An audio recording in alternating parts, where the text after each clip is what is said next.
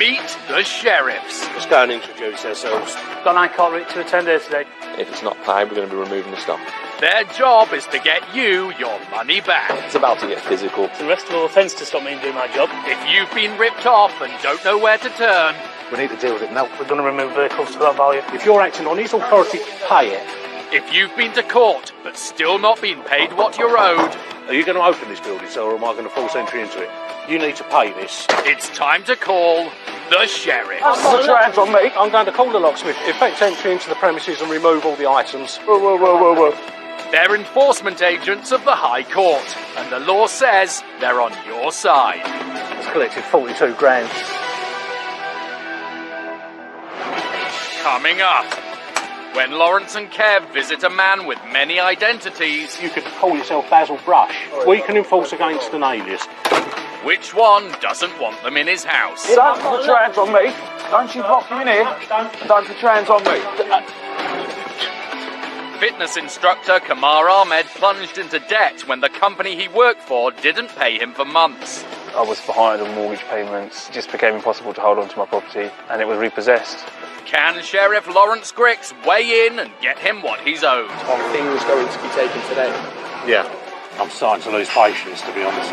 David Conway's new car ran into problems after he bought it. Can Sheriffs Mark and Tony get his money back from the garage that sold it? We need to take, 10 grand worth. well, probably more than that. It's early morning, and enforcement agents Lawrence Grix and Kev McNally are on the road. They're in Hampshire, on their way to meet their latest debtor. We're about 5 miles away, so we should get there for about 6:45. The sheriffs have visited the address before, but the man living there claimed not to be the man on their writ. But since then, some investigation seems to show otherwise. It's given us the runaround a bit, but hopefully today we've got sufficient paperwork with us, some sufficient evidence to shut the man up, basically. The total due is £28,605.32. Lawrence and Kev are visiting on behalf of two former tenants, who have been awarded substantial sums by the court after falling into dispute with their landlord over their tenancy deposit. Arriving at the sizable premises, it's looking hopeful there'll be assets on site they can list and, if need be, remove. No one's up. It gives Lawrence plenty of time to list vehicles to potentially remove. There we go. There's a noise there. There's definitely someone in. Finally, they manage to raise someone from inside the house. Hello there, sir. But before they can get into discussion, the man shows his displeasure about our presence. Recognise him from the phone code.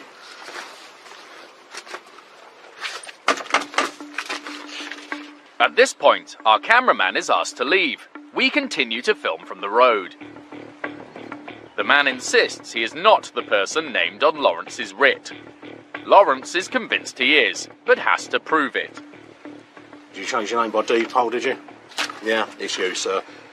And we're here today to remove goods to the value of £28,605.32. The man says he knows nothing about the case and continues to insist he's not the man on the writ. Who owns the Nissan Navara? Lawrence threatens to remove the car, but the man says he can't because it belongs to his son. If your son doesn't live here, why does he leave all his vehicles here? And where's your vehicle? These are your vehicles, aren't they? They're registered in your son's name. Right, well, we require proof otherwise, sir. He needs to come down with proof of ownership, sir, or we're going to remove. OK? The man goes inside to contact his son. Meanwhile, Lawrence and Kev have found something interesting in the paperwork. Who does a J like that? That's him. Comparing two signatures, Lawrence believes the distinctive J's are a dead giveaway, that they're signed by one person. He believes he's got his man. If you look at that J, that is you, sir. There is the J. You have signed that. Yes, you have, sir. That's quite an unmistakable J. Even faced with Lawrence's evidence, the man insists he is not the man named on the writ. but Lawrence is convinced. We can enforce against an alias. If you're the person that you could call yourself Basil Brush, if you're the person known as Basil Brush, then we can enforce against you or Basil Brush. With negotiations going nowhere, Kev decides to step things up. Determined to get the former tenants the money they're owed, he heads to the van to get the clamp for the Navara. Looks like he's... Oh, he's gone in. Lawrence is invited into the house. Perhaps the man doesn't realise that once inside, Lawrence can get listing assets, and not even the police can remove him. Quite surprised he's been invited in, to be fair. Inside, Lawrence says if need be, he'll take assets out of the house. This is not what the man expected when he invited Lawrence into the house. He begins to take exception to Lawrence's presence. With the temperature rising inside, Kev goes to Lawrence's aid. As Lawrence has gained peaceful entry, he's legally allowed to invite Kev in as well. Come in, mate. Don't put your hands on me. Don't you lock him in here. And don't put your hands on me. Don't put your hands on me either. With things turning nasty, the police are called. Lawrence continues to investigate removing one of the cars.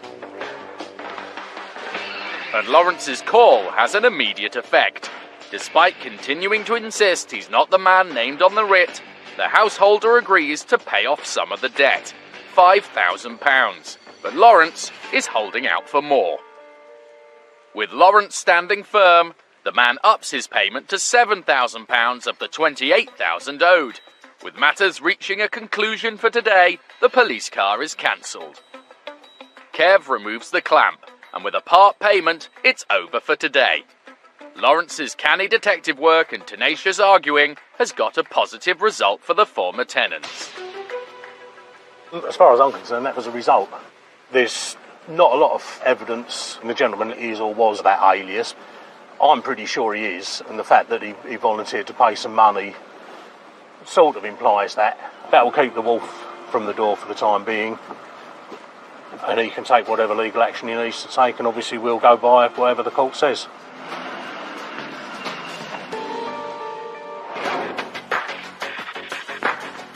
After we filmed, the man applied to have the judgment against him set aside. The former tenants agreed to this and accepted the £7,000 payment made to the sheriffs in full and final settlement.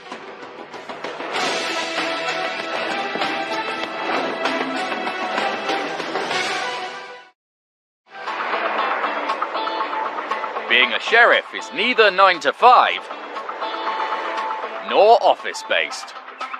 Sheriffs cover the length and breadth of England and Wales, enforcing over 70,000 High Court writs every year. And setting out to enforce one of those are Sheriffs Lawrence Grix and Kev McNally. We've got an employment tribunal case with two defendants. One is Photocopiers Direct Limited, and the other is the director of the company. The former employee is owed over £20,000 for unfair dismissal. But despite having been told by a court of law that the money's rightfully theirs, they've still not received a penny of it.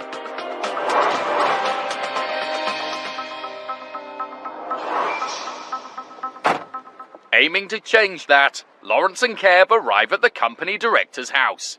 They park up and head in.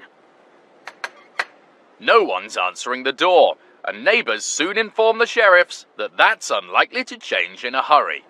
They've been away a little while, have they? He's on holiday. When are they back, do you know? They've lived there a while, haven't they? So how long have they been gone for?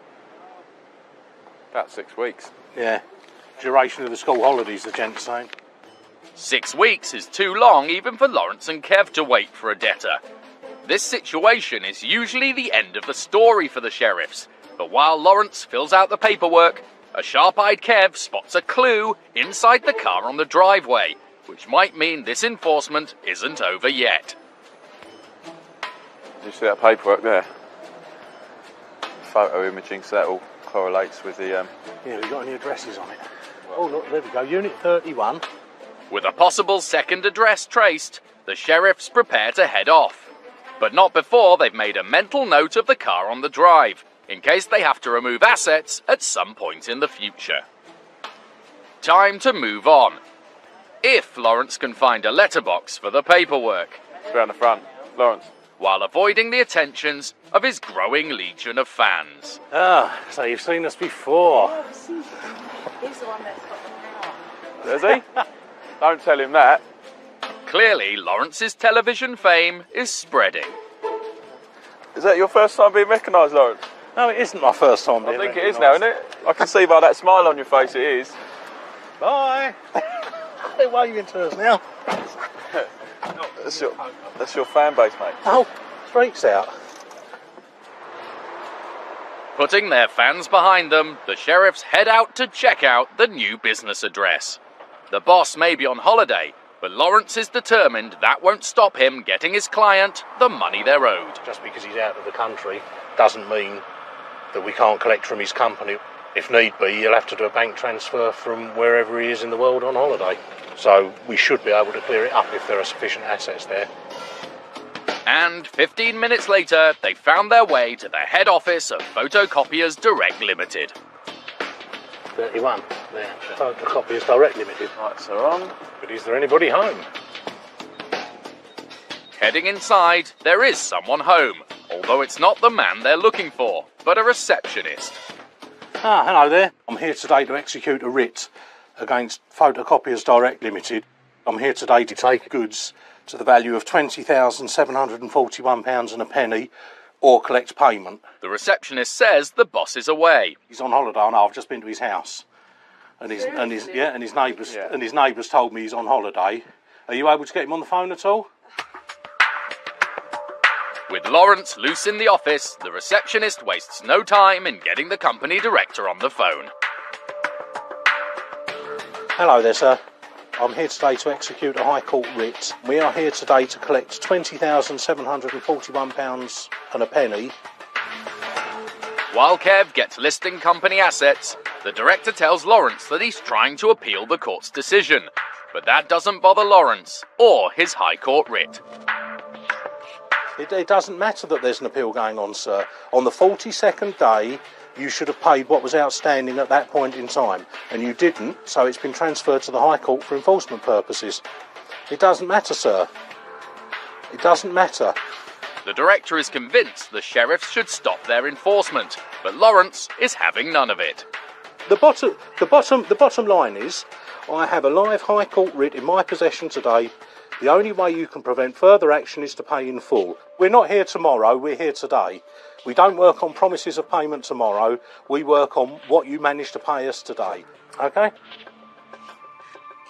The director says he's going to talk to his solicitor.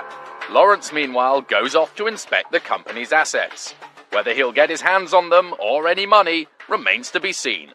We'll find out later.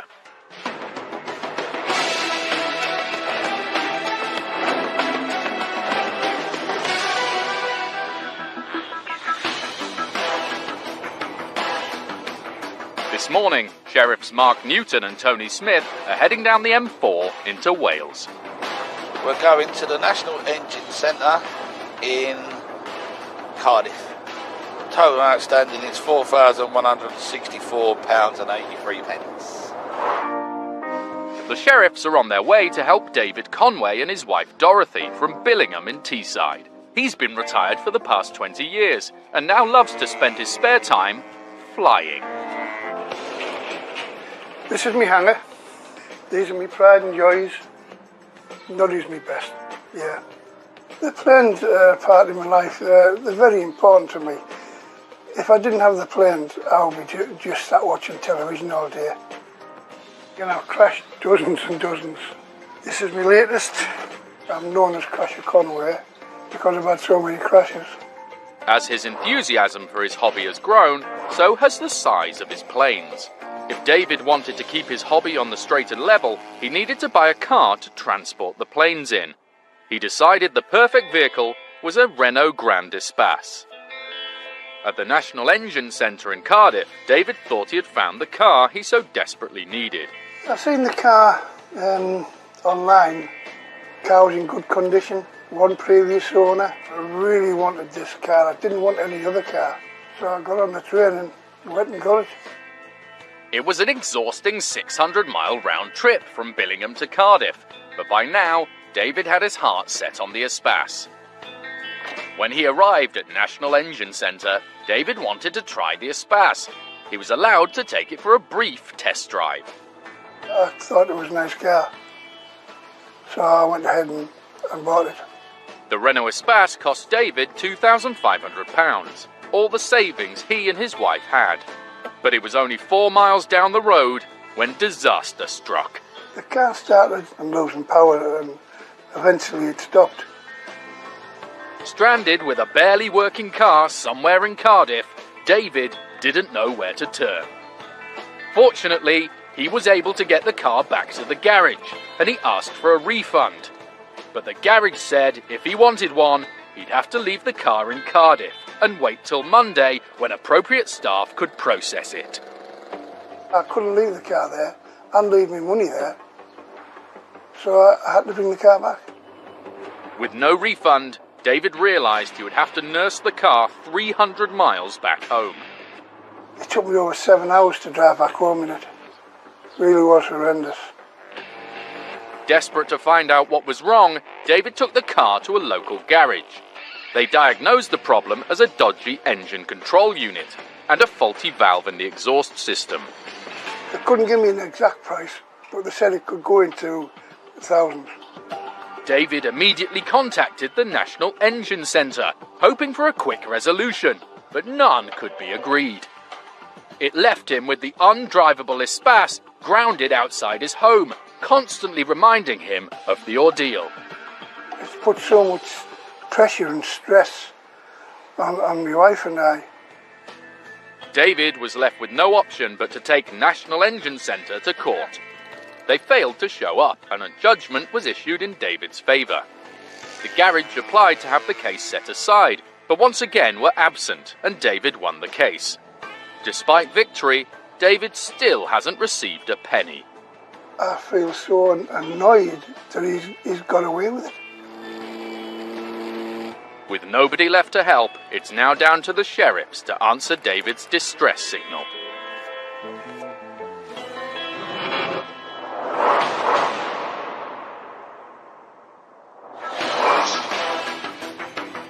Tony and Mark have found National Engine Centre. It's quite big, isn't it? They head in to try and get David the money he's owed. Hi mate. All in. It's about a High Court writ that's been issued by David Knox Conway. Claimant sent us out to collect the money. Speak to my boss around the problem. Yeah, no worries. We'll wait. While the man heads off to get his boss, Mark is already getting a bad feeling about the job. I said, is that the National Engine Centre? He said, yeah, and then he said he don't work here. What you after, mate? National Engine Centre. National Engine Centre. Can I have a look? Not us, mate. See you later. Who's that? Who is it then? That's not us. Well, there's National Engine Centre up there. Yep.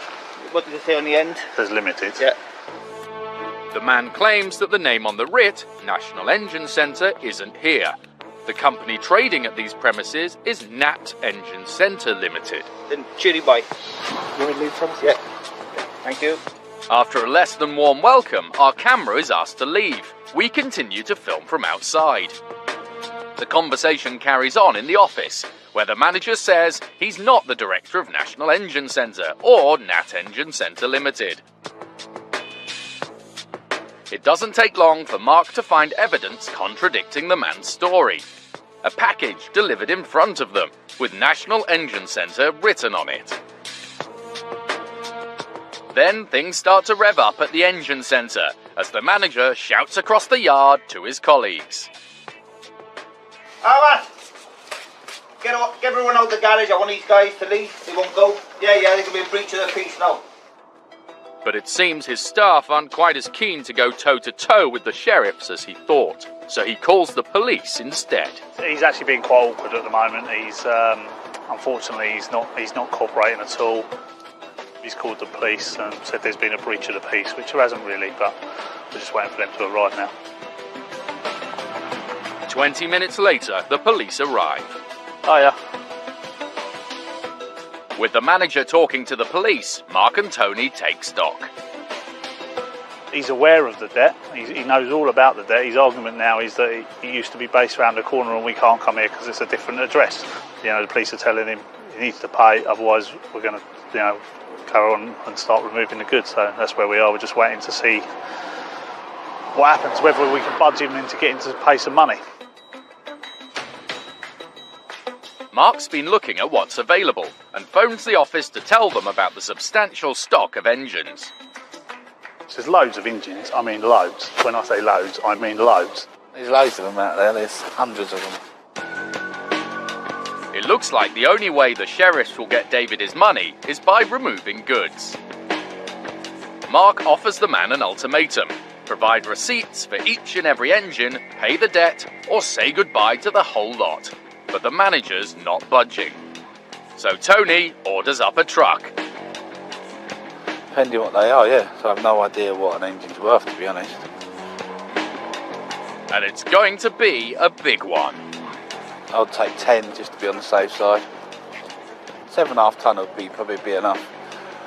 But then you're going to need a forklift. He ain't going to let you use his forklift. I'm telling you that now. He's the most difficult person I've ever met.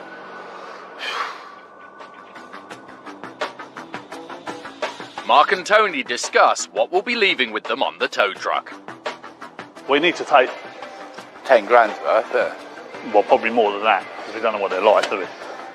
Give him 5 minutes, let him just think about it. But with the tow truck on its way and his engines about to leave the premises, the manager has a sudden change of heart.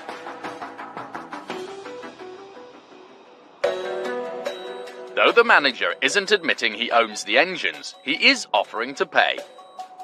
It seems like the sheriffs have won the battle of wills. They head back to the office for payment.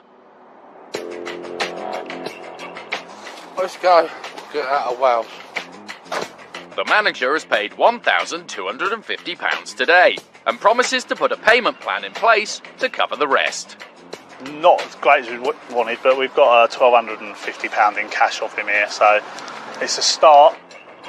But despite Tony and Mark's efforts, the manager failed to submit a payment proposal for the outstanding amount. 3 weeks later, the sheriffs returned and collected the balance of £3,744. David Conway is on cloud 9. The money has enabled him to settle his debt and buy the car of his dreams. Another Renault Grand Espace. The sheriffs have come along and really done the business. Yeah, over the moon. The National Engine Centre told us they had offered David a refund the day he visited, and it was his decision to instead have the car repaired and drive it home. They said they'd later sent him a replacement part and offered to pay for a local garage to fix the problems. They had also again offered him a refund if he returned the car. They said it was Mr. Conway's decision to turn down these options and instead pursue court action. They said they had tried to contest the case, but that the court had lost papers.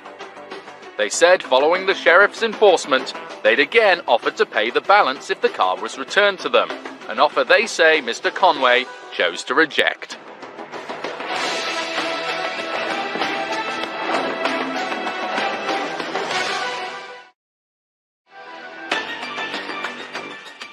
Enforcement agents, commonly known as sheriffs, can go anywhere in England and Wales to enforce a High Court writ.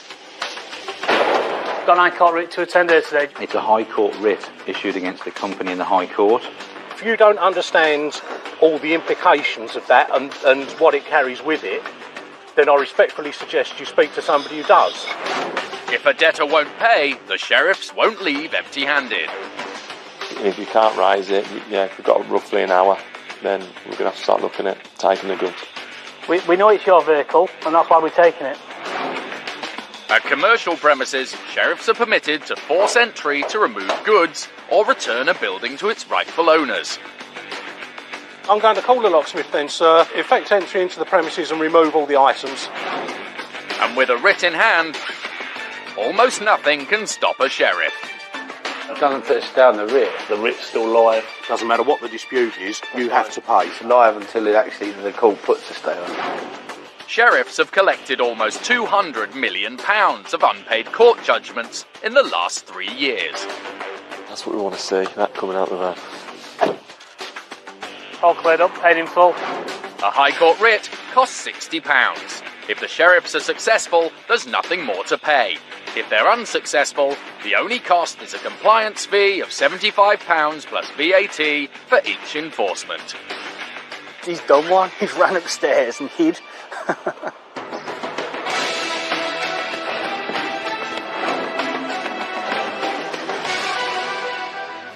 Back in North London, sheriffs Lawrence and Kev are at the offices of Photocopiers Direct, trying to recover over £20,000 in unpaid wages owed to a former employee.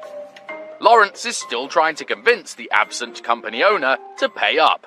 In the meantime, he and Kev have started listing company assets in case they need to remove them to pay off the debt. And being an office equipment business, there's no shortage of them. These parts I haven't numbered. I mean, They're all toners, so you literally just do a head count of how many toners you've got. 25 C552 toner cartridge towers. I'm listing like a demon. That's the kiddie. You're learning. Moments later, the company boss rings back, saying he's talked to his solicitor, who's assured him he shouldn't have to pay. But Lawrence has some news for him that might change his mind. He informs the man he's well aware of his car parked on the drive of his house. No, I haven't removed it at the moment. I'm ordered here today to, if necessary, remove goods to clear this debt, which would mean clearing this place out. And then if there's any outstanding money after that's been sold, I would then be reattending your home address. I've already been there this morning, and I would be reattending if there's any outstanding balance. I'll be reattending with a view to removing goods from your residential address if the goods in this property here don't cover the debt. Okay, sir. Lawrence thinks his threats might be getting through. That shook him. Did it? What, going around his house? Yeah, that shook him rigid. But before they can list any more assets, a call comes through for Lawrence. This time it's not the company boss, it's his solicitor, and he's not happy at all about Lawrence's presence on the premises or his threats to remove goods. He says he's put in an appeal on the company's behalf, which means Lawrence should back off. But it takes more than a legal qualification to stop Lawrence enforcing a writ. Right, that doesn't matter to our writ. We have a live writ. It doesn't matter. Well, that's nothing to do with us. I've been handed a live writ and I enforce that writ. We're going round and round in circles. You do what you've got to do and I'll do what I've got to do. Okay? Okay, bye-bye. After an hour on the premises, Lawrence still doesn't have a payment. Unless he can convince them they need to pay, he could end up with nothing for his client. Time to show them he means business. Bring on the removal truck. Alright, so yeah, I'm going to need at least one 7.5 tonne truck, preferably with a tail lift, because it's loads of photocopiers. And nothing in the office is safe from Lawrence's clutches. Are you able to back up the systems? Do you know what you need to do to back up the systems? Because we're going to start turning it off shortly. Everything. It's not yours personally, is it? It's the company computer. Everything will be going. The chairs, the stereo, everything. Lawrence would prefer some kind of payment to going to the trouble of removing goods. He decides to make one last call to the director to see if he can get some money out of him today, even if it's not the full amount. Can you do £10,000, which is just under half? And after taking a moment to think about it, you need to do it by immediate payment as well, so that I can check that it's in our bank account, yeah? Bingo. The director can't do £10,000, but agrees to pay £7,000, with the rest to follow. It might be less than the full writ, but with an absent company director and a large quantity of equipment that they'd have to remove, it's a valuable result for the sheriffs. Alright, so could you check the account for me, please? I believe the money should be there now. Alright, lovely. Alright, cheers. Bye. And with that, it's game, set and match for the sheriffs. A partial payment with the rest to come at a later date. Bye-bye. Thanks a lot. Bye. So that's the job done as far as we're concerned. There's no more we could do today. We've probably, in fact, collected more than the goods in there were worth. So I think we've done quite well to get the part payment. An empty house and an unpromising start couldn't stop the sheriffs getting a result. And they're not leaving things there. Yeah, if he doesn't get a stay and he doesn't make any kind of payments or put in a proposal that's accepted by the claimant, then we'll be back. And since Lawrence and Kev's visit, Photocopiers Direct have paid up the money owed in full. The director told us the only reason he hadn't paid the debt previously was that he was still going through the appeals process for the Employment Tribunal. He said he had been abroad when his final appeal had been rejected, and so had been late in paying up. He said it was the first time he had gone through the tribunal process, that the debt had now been paid in full, and that the matter had been dealt with and closed.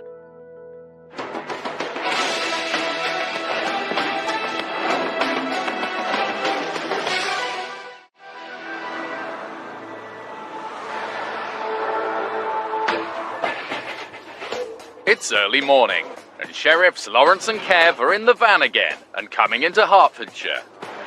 They're here to settle a debt with local gym Fitness for Less, whose relationship with a personal trainer hasn't worked out. With the gym, you know, I would think you'd find sufficient assets there to clear the debt, so we'll be looking for full payment. The man they're on their way to help is Kamar Ahmed from Watford. His personal fitness is everything to him, and working out is his passion. But it's not just a hobby, it's also his livelihood as a professional personal trainer. I love the fact that I was in a position to help other people reach their fitness goals and just general well-being, really. That's something that really drives me and motivates me. Extend your arm for that jab.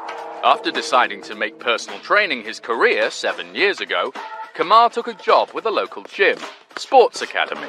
It's the best job I've had. It was fantastic. The team was great. Okay, yeah. I had a very popular boxer-size class. I think that was probably the happiest time for me personally in the gym. Back again, okay, let's go. Yeah?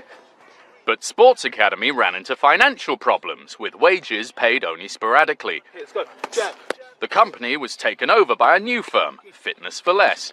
They inherited the Sports Academy wage bill, and Kamar and the other staff hoped they'd finally get paid what they were owed. Good, I'm gonna hit 2 breaths, okay, let's go now. But at a meeting with staff, the new owner has some hugely disappointing news. Categorically said that they're not going to pay our wages in front of the previous owner, who had 5 minutes before just said that the new owners will pay us our backdated wages. Kamar was owed just over £4,000 in unpaid wages, so together with the other disgruntled staff, he agreed to help bring legal action to fight their case. They had already made it pretty obvious they had no intention of paying us that money.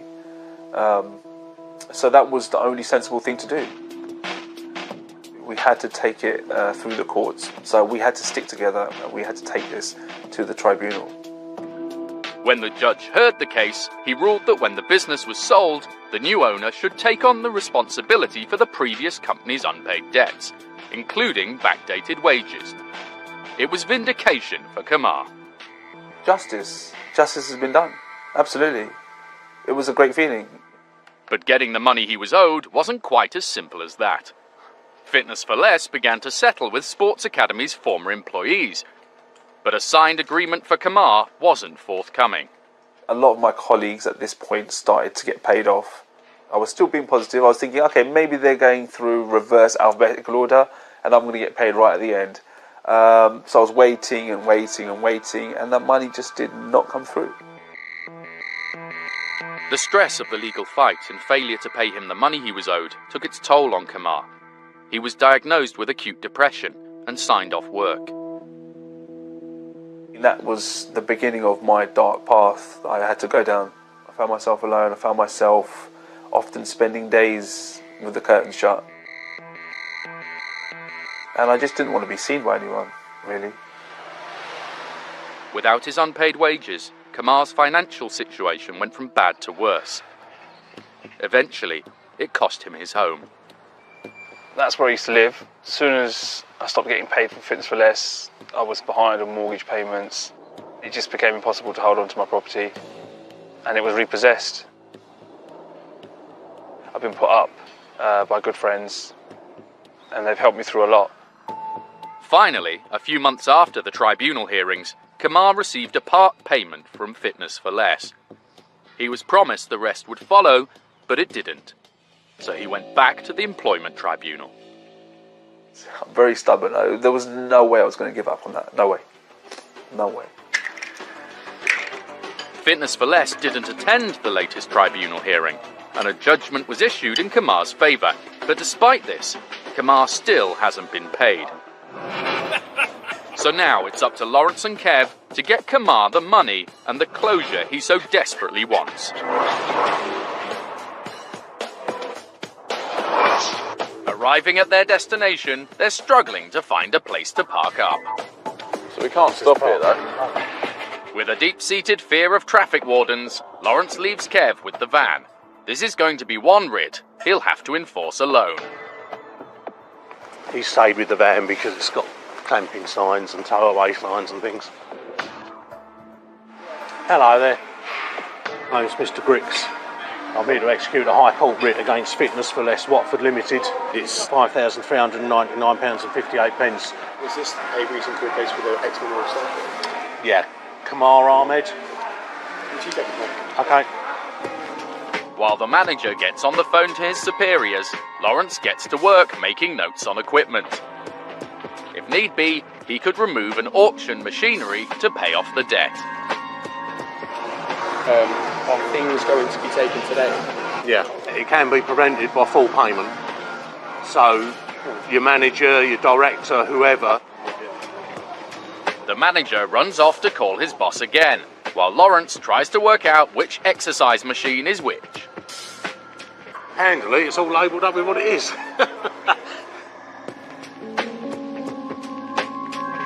Moments later, having made some calls, the manager's got a message for Lawrence. My colleague is in at 10 a.m. today, so we're going to have to do some form of online or bank transfer. So is that okay? Oh, Yeah. If he normally starts at 10 and he's sorting out his private life, then that's, that's entirely down to him.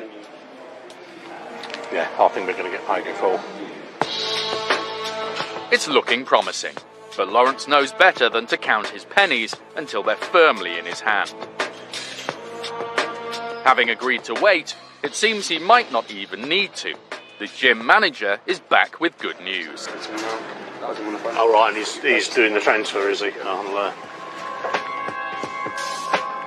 All Lawrence needs to do is wait to see that the funds have come through, and it's job done. Can you just keep your eye on the bank account for me? Half an hour later, Lawrence is still waiting for payment. We, meanwhile, are asked to stop filming. Inside, Lawrence continues to push for full payment. And Fitness for Less are beginning to feel the burn.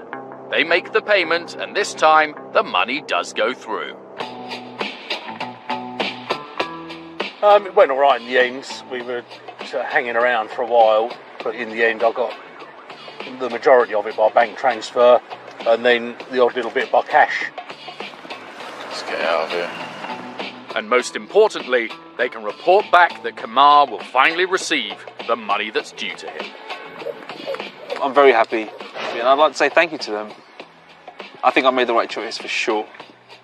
With that money, I'm going to set up my own personal training business, and I'm going to make a difference in my life, and I'm going to make a difference in the lives of my clients as well.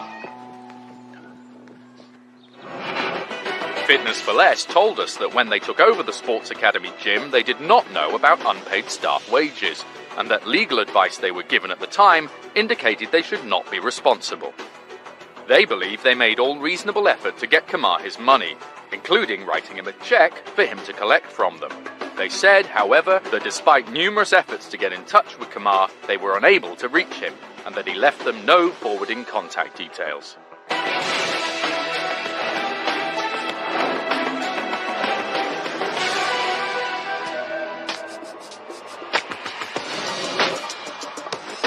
The sheriff's work isn't all about collecting debts from small businesses. Are you going to pay in full, sir? Sometimes they're tasked with taking on some of the biggest corporate names in the UK. And this afternoon, Lawrence and Kev are on just such a case. We're on our way to Luton at the moment, to Thomson Airways. It's to do with a delayed flight, and the total due is £1,727.82.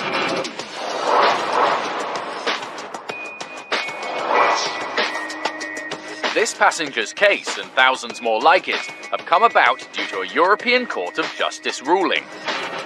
If your flight is delayed by more than 3 hours without an adequate reason why, you can demand compensation from the airline at fault.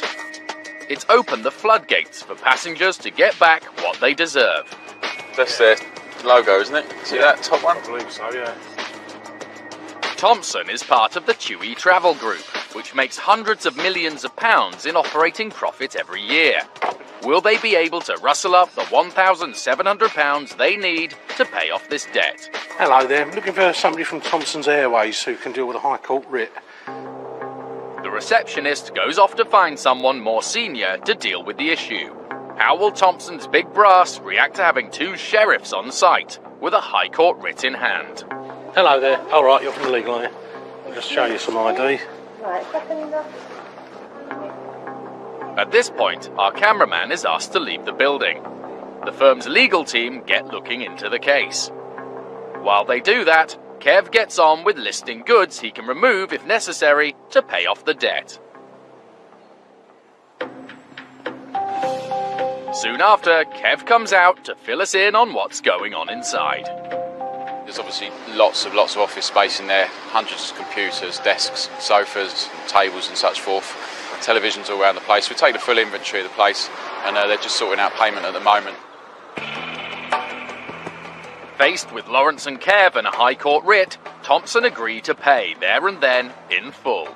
Lawrence and Kev emerge with the money in the bank and a smile on their faces.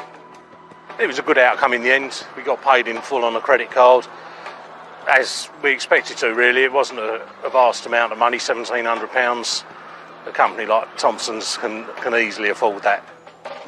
It's good news for the sheriffs, but much more importantly for the passenger who brought the claim, and who'll finally get the money they're owed paid in full. Thomson Airways told us they would like to apologise to the customer for the delay in paying the compensation awarded. They said they operate a fair and thorough process to deal with EU delay claims in line with the regulation. They said on this occasion an administrative error meant that the payment was not processed and that it had now been made. They said they would like to reassure customers that they are committed to maintaining on-time performance across their flying programme.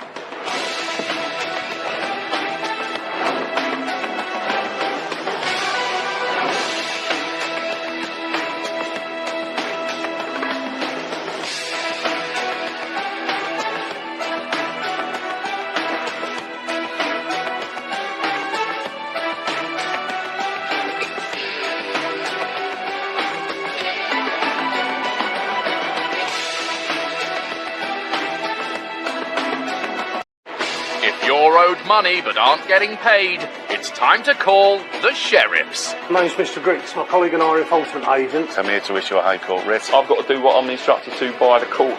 They're enforcement agents of the High Court. And if a court's ruled in your favour, they're on your side. If the debtor doesn't want to pay, You currently owe £9,461.80. the law says the sheriffs can get you what you're owed. If you don't come to the door, we have to remove the vehicle off the drive. You'll have a week to pay in full before it gets sold at auction. Whether it's a small company Can I speak to the person in charge, please? or a household name, We're here to see somebody from G4S. if they owe you money, the sheriffs get it paid. I'm not going anywhere. You get him to come in here. We're not going to be waiting around like that. It needs to be done now. It's collected 42 grand.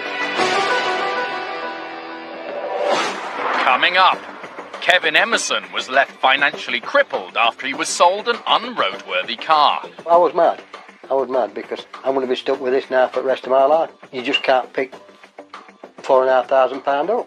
The sheriffs pay the dealer a visit. How are you? Is the boss about? If not here yet. But will they be able to get Kevin's money back? The yard is quite fully stocked with motors. Sheriff Ken Warby is playing the waiting game at the Post Office HQ. I'm starting to lose my patience now. I'm just going to dig my heels in and insist on full payment. If they don't, then I'm just going to march around their offices, list their items, with a view to remove their goods. The air turns blue when we visit a car dealer's in Wales. Put that camera down, come up there, I'll smash it up. Put that camera down, I'll come up there and I'll smash it up. Definitely an angry man. Go. And the sheriffs are called on to remove a group of squatters. Wake up! Wakey, you're being evicted. It was a hard night. But will they be able to save a valuable and unusual artwork? Definitely the dearest and valuable doll that I've had to deal with.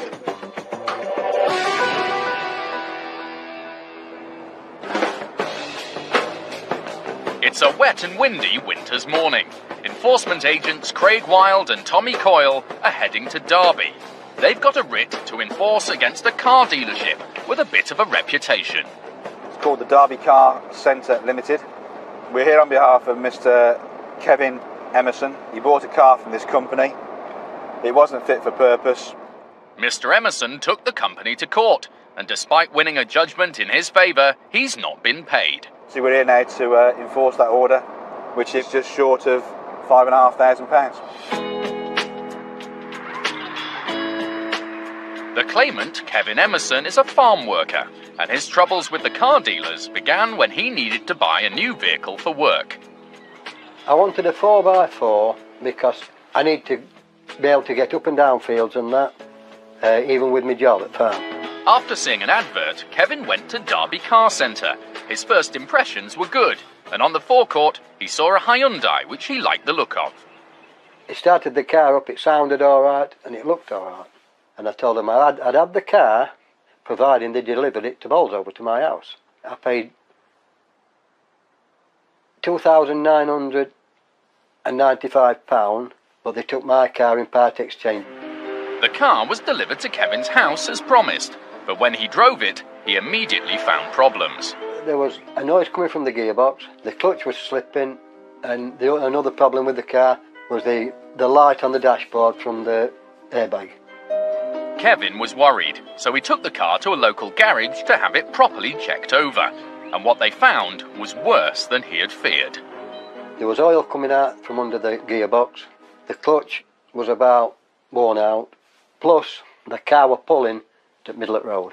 The garage told me that it's not roadworthy. Don't drive it. Kevin couldn't believe it. I was mad because I just spent £2,500 on a car which I couldn't drive. Kevin contacted Derby Car Centre to complain. They offered to look at the car if he returned it. He told them it couldn't be driven, but that fell on deaf ears. And all they kept saying, I'll have a word with the gaffer and get back to you. And they never got back. No matter how many times I rung, they just didn't want to know. As he needed a car for work, Kevin had to borrow money to buy another one, while also paying to have the unroadworthy Hyundai stored at the local garage. His sister-in-law, Sue, decided enough was enough and began to intervene on his behalf. I just thought it'd be a simple matter of writing a letter to Derby Car Centre and they'd play ball. So that's what I did. I sent a letter, no response. So we followed it up with a second letter before action, all advised by trading standards. Still no response. In the end, Sue managed to get hold of the company boss, Mark Whitfield, by email. He offered to collect the car, but then didn't turn up. He kept promising dates he'd come and collect the vehicle. He let the garage down, the storage garage. Then he started with different excuses. I can't come and collect it, you didn't tell me it wasn't roadworthy. I said, of course we did, you had the report from the garage. Eventually, the car was collected from the garage, but it had been there so long, Kevin had to pay a massive bill. Price of the storage, by the time they fetched the car, were £1,620. Now that Derby Car Centre had the vehicle back, Sue rang up to demand a refund, but it seems the company had other ideas.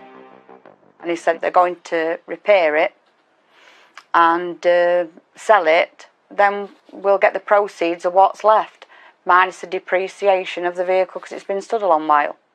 The Emersons weren't happy. Even if they did get some proceeds from the sale, Kevin was going to be substantially out of pocket. I bought the car with money that I'd saved. And then I found myself in a position where then I got to go and borrow some money to buy another car. I'm going to be stuck with this now for the rest of my life because you just can't pick £4,500 up. And the stress was starting to take its toll on his health.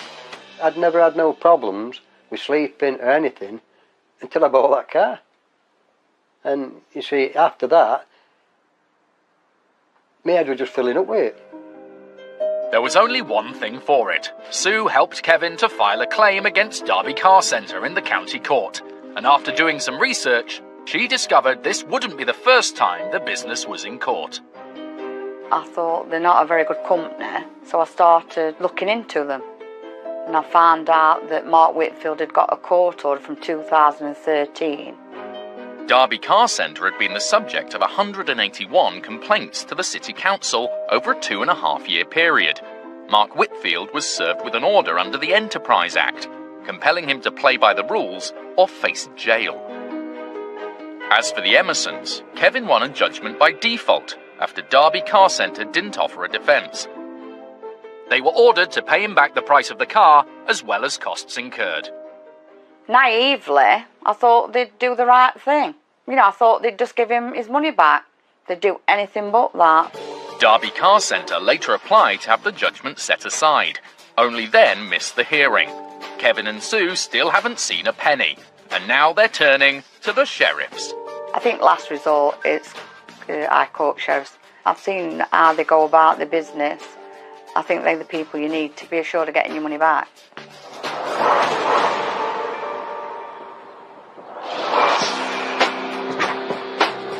Tommy and Craig are on their way to Derby Car Centre. Keep it on the left, left, left. From the sheriff's research, it sounds like not only is Kevin one of many unhappy customers, but the manager is no stranger to the occasional TV appearance.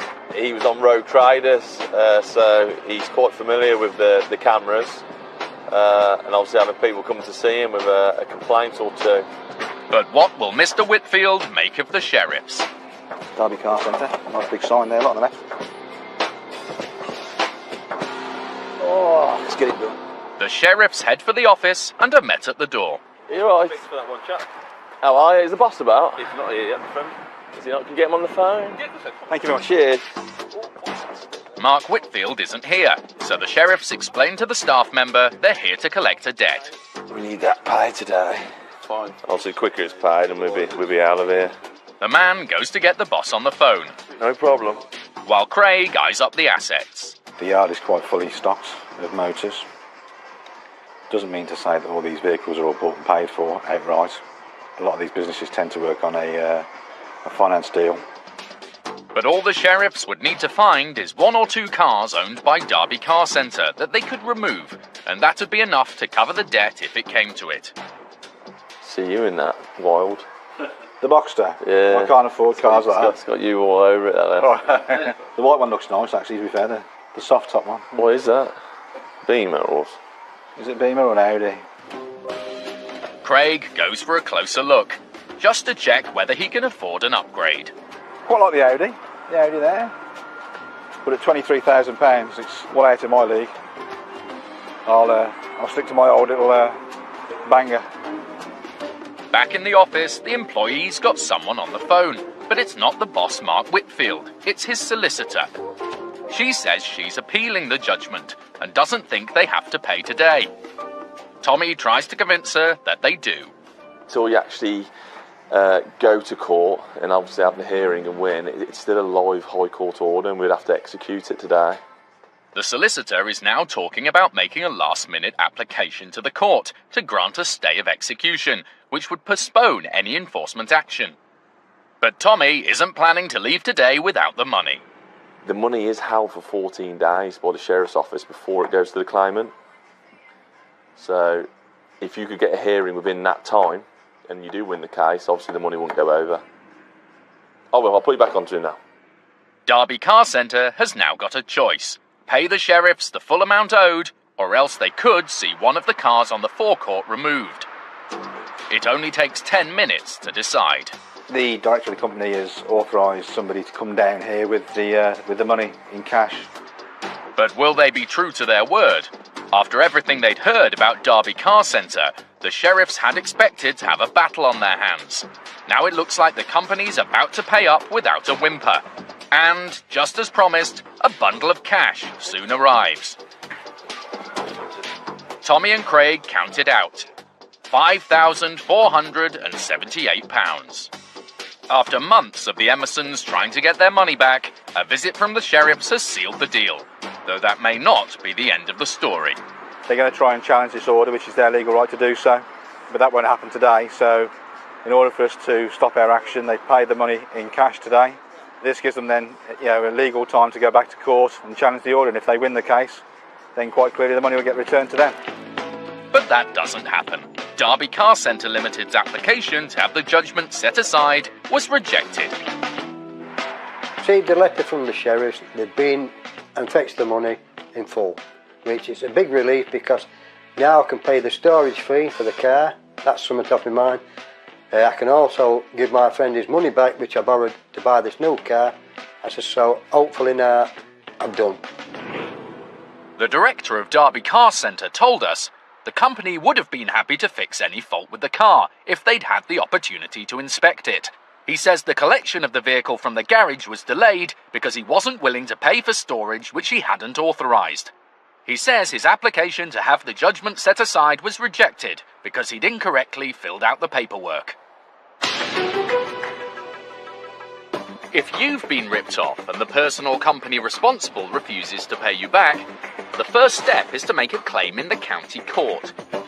It's simple to do this online, for a small fee depending on the size of the claim. The court will review the evidence, and if it finds in your favour, the debtor will be ordered to pay up. If they don't, then for a further £60, the High Court will grant a writ, authorising the sheriffs to act on your behalf. If they're successful, you get all your money back.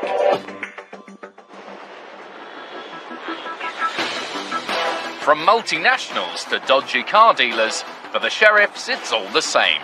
And on the edge of London's financial district, enforcement agent Ken Warby is looking for a household name. We're going to see Post Office Limited. They are the debtors. The claimant is a small-time landlord who owns a shop which provided postal services. When the sub-postmaster left, fixtures and fittings belonging to the post office were left behind for months, which the landlord claims prevented him from renting the property out. He took the company to court for storage costs and won a default judgment after the company didn't defend the case. Now it's down to Ken to get more than £11,000 owed. I'm a London boy, born in Finchley Park. I'm not a fan of central London. Courier riders on bikes, mad pedestrians, smog. All hazards of the job, and after some skillful negotiation of them, Ken's tantalisingly close to his destination. That's our building on the left there. I think where the scaffolding is outside. But there's no parking outside, and a road closure sends him on a long detour. You couldn't make this up. By the time he's found somewhere to park, he's got a mile-long walk back to the post office. Just try and find a job there. When he gets there, the offices look like a building site. Nevertheless, this is the address on the writ, so Ken heads in. Hi there, sorry to bother you. I want to speak to someone at the Post Office Limited. Post Office, it wasn't before, they stopped now, they gone. They're not here anymore? They're not anymore, it's a demolition site now. Completely gone? The whole place is empty? The man says the building is being converted into a hotel. It's 20 minutes to walk from the car to here. And they're not here. Wonderful. Satisfied that the Post Office Limited have moved out, Ken leaves, and the claimant won't get their money today. There's nothing we can do there because it's totally empty. They've got no forwarding information on the company. They've set up somewhere else around here. I'm sure they would have. So we just have to find them and go from there. It's not quite as simple as finding the new office and marching in. The sheriffs are legally obliged to give debtors 7 days' notice of their arrival, and it's now looking like the letter they sent would have gone to the wrong address. A couple of weeks later, though, and Ken is back on the hunt. A new notice has been sent out to this revised address we've got for them. Binsbury Square. Land of the tall grey buildings. Land of the red lights. Just like last time, there's been no response to the letter the sheriffs have sent. But Ken has a theory. Must have got lost in the post. I don't know. This time he finds a spot nearby and heads straight in. Sorry, mate. Camera's not allowed. But our cameraman isn't allowed to follow him. Sorry, can you just turn off your camera, please? We continue filming from the street, while Ken explains he's there to collect more than £11,000. He's then left to sit in reception while the staff try to figure out what's going on. A succession of different people come to talk to him, but so far none of them have offered any payment. The woman dealing with it in the legal department has left me sitting in reception now for the best part of an hour. They're contacting other people at a different legal department, I believe somewhere in Bolton. I'm getting a bit bored.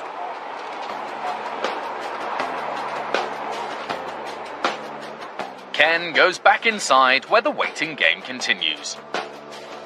After more conversations with the staff, the post office still haven't agreed to pay up. Ken could demand to go upstairs and start making a list of assets to take away. He doesn't want to escalate the situation unless it's necessary, but after 3 hours, that moment's getting closer. I'm starting to lose my patience now. I'm just going to dig my heels in and insist on full payment. If they don't, then I'm just going to march around their offices, list their items, call up a van with a view to remove their goods. I don't think it'll come to that. It's just they're asking for more time. I've told them no, so that's where we are at the moment. The waiting might be getting on his nerves, but to recover 11 grand, Ken would have to remove a lot of office equipment. So on this occasion, playing the long game is the best way to get a result. It's quite frustrating because they've got about 6 magazines in now and I've read them cover to cover so far. But that's his job sometimes. You have to wait around quite a long time for payments. Sure enough, the Mexican standoff soon reaches its finale. The Post Office Limited appears to be on the brink of paying up. But before the deal is sealed, Ken has to evade some additional expenses of his own. Well, the fat lad, he hasn't sung yet, but I'm about to take my seat and get in the audience. Payment is imminent, but I just need to relocate this car, otherwise I'll get a ticket.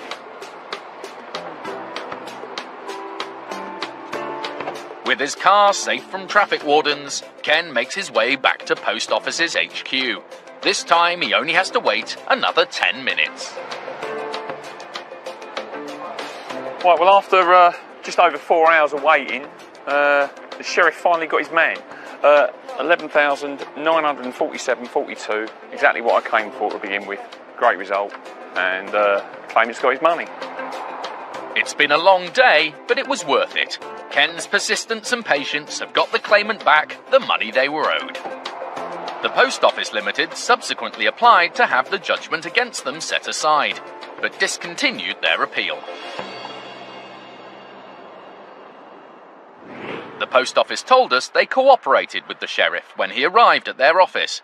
Following this, they challenged the judgment as they did not accept liability, and they later reached an out-of-court settlement with the claimant.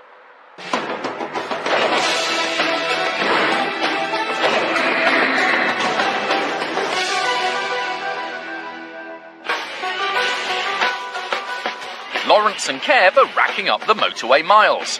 Writ in hand, they're heading for Wales. I don't mind a road trip, to be honest. It's part of the job. The debt stems from the purchase of a second-hand car from a dealership.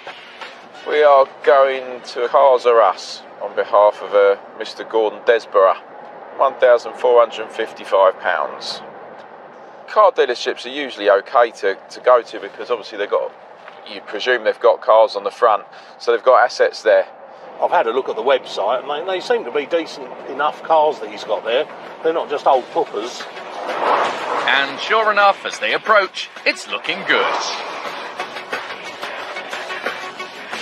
Oh, cars are up, there you go. Boom, down the end. It's a large dealership, and it soon becomes clear there are dozens and dozens of cars crammed onto the forecourt. So I'm making that decent level of stock and decent cars. The chances of getting paid this morning are already looking up. Now they just need to find the owner. Hello. Hello, mate. Cars are us, yeah? Yes, we get that. My name's Mr. Griggs. My colleague and I are enforcement agents. Right. We got a High Court writ against Cars R Us in favour of a Mr. Gordon Desborough. Gordon Desborough, what's that? He was a customer, I would imagine. We're here today to take control of goods to the value of £1,455.99. Is your office up there, is it? What's the cameraman? He ain't coming up here with a camera. It's unwelcome news, but if the man's not happy about that, it's nothing compared to how he reacts to our camera. Don't bring a camera in here. You're not allowed to bring a camera in here. All right. Take the camera out, mate. He'll go out. The man has gone berserk at the sight of our cameraman, who retreats to the car park, while Lawrence and Kev try to calm the situation down. Inside, they're told the case against Cars R Us is in dispute, because the company were never told about the court hearing. They say they're due back in court in a week's time, when a judge will decide whether the case can be reheard. But with a live writ in place, the sheriffs still need to get paid today.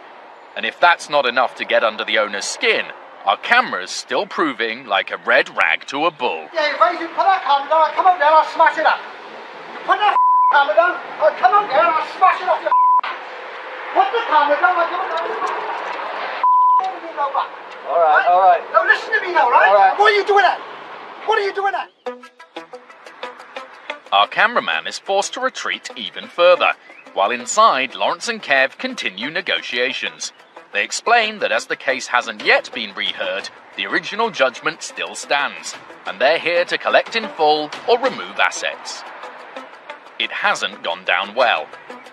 Yet just 15 minutes after arriving, Lawrence and Kev are getting back in the van. Once they're on their way, they reveal what happened inside. Definitely an angry man. We had one of the shortest fuses, if not the shortest fuse I've ever seen.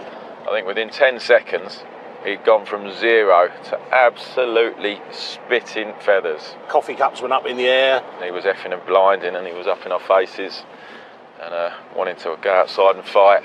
He was so enraged, he was spitting. But it took a little bit to diffuse the situation, but worked out all right in the end, and we got paid. So all's well that ends well. Cars R Us paid in full. The courts rejected the company's application for a set-aside, and Mr. Desborough has got his money back. Sheriffs are now officially known as High Court enforcement agents, and they'll collect the money you're owed. My job is to collect in full or remove goods. They've got more powers of entry than bailiffs. We don't have to take any notice of your security protocol, I'm afraid. And there's no limit on the size of the debts they can pursue. £1.6 million. Their fees are set by the government, which debtors have to pay on top of what they already owe. Thank you very much. See you later. If the sheriffs can't recover any of your money, there's a fee of £75 plus VAT.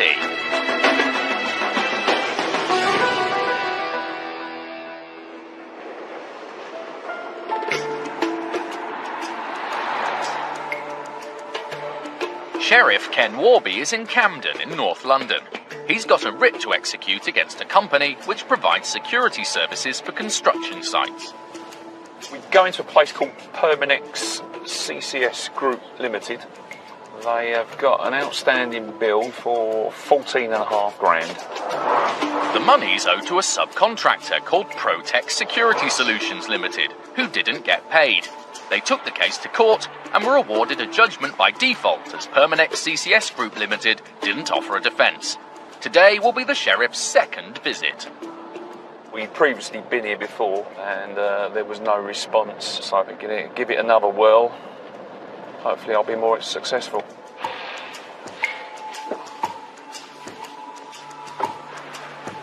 When Ken arrives, it looks much like it did last time. The shutters are down, but is anyone in? There's no response from the intercom. The gate, however, is unlocked. Ken has a nose around the yard, which is full of clutter and junk.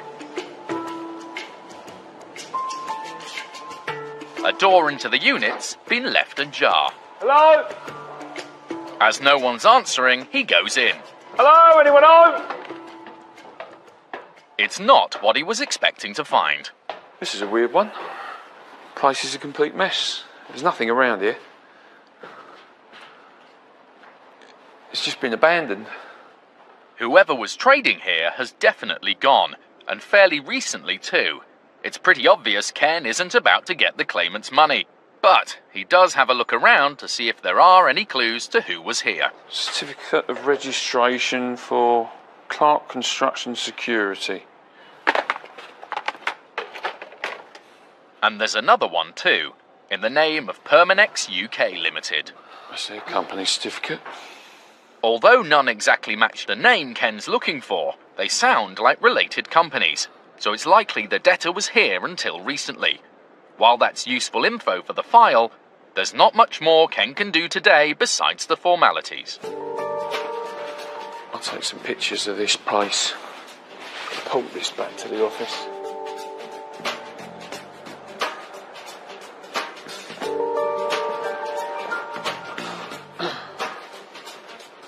Right. Ken finishes up and heads off. In his time as a sheriff, he's just about seen it all. Even so, this strikes him as a bit odd. This is a weird one. Looking upstairs and downstairs, there's rubbish strewn everywhere. The gate is not locked. We've just come straight through the gate. We've gone straight into the unit. Prime candidate for a squat, actually, being in this part of London. He's not wrong. Every year, dozens of buildings across London are occupied by squatters. And just a few streets away from this abandoned unit, another empty building has recently been taken over. The sheriffs have been engaged by the landlord to help remove the squatters and get the office block back. Under cover of darkness, the team is gathering. Right, we'll just give you a copy of the writ, just so you've got one here. Squatting in residential premises is a criminal offence, and the police will take action. In commercial premises like this one, it's a civil matter, and landlords can get a writ and employ the sheriffs. Enforcement agent Mark King is running today's operation. Possibly about 18 people in there, but that was last week. That's going to change. You know, there might not be anybody in there, there might be 50. There's only one way into the property, and he thinks the squatters have barricaded the door. We have a bit of trouble getting in, I think, this morning.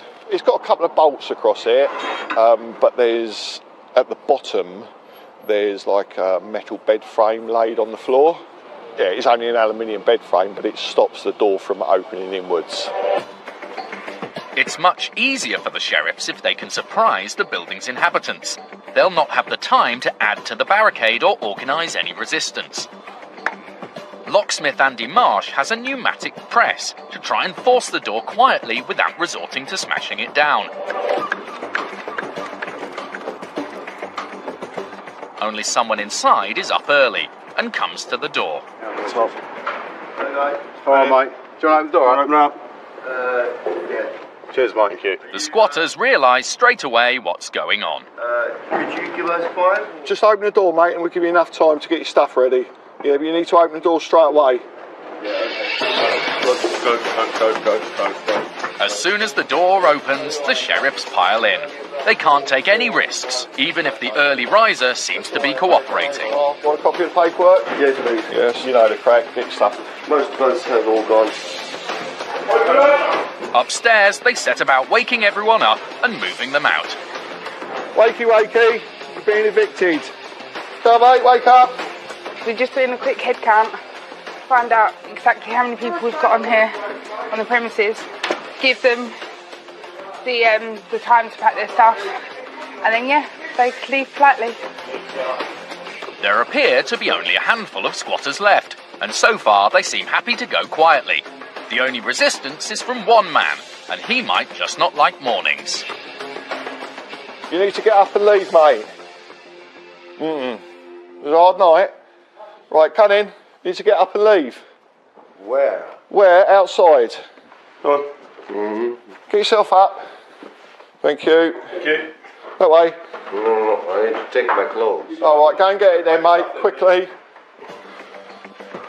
The sheriffs want people to take as much of their stuff as possible with them. It avoids arguments over people wanting to re-enter the property once it's secure. You've got all your stuff, sir? Have you got all your stuff, yeah? Yeah, okay, cool.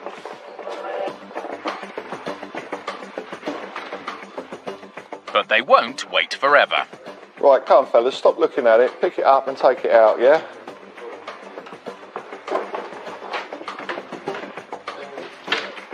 With most of the former squatters outside and their belongings piling up on the pavement, Mark has a chance to look around the building. This is a new lot. I've not seen this lot before. It's not too bad in here, though. Not a great deal of mess.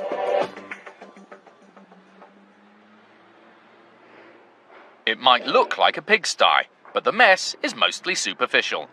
Given the damage the sheriffs have seen in other squats, the landlord can count themselves relatively lucky. Outside, tempers are rising. Might be abusive. Yeah, make sure he doesn't come back in. Okay. But it comes to nothing. The man instead offers the sheriffs his donuts.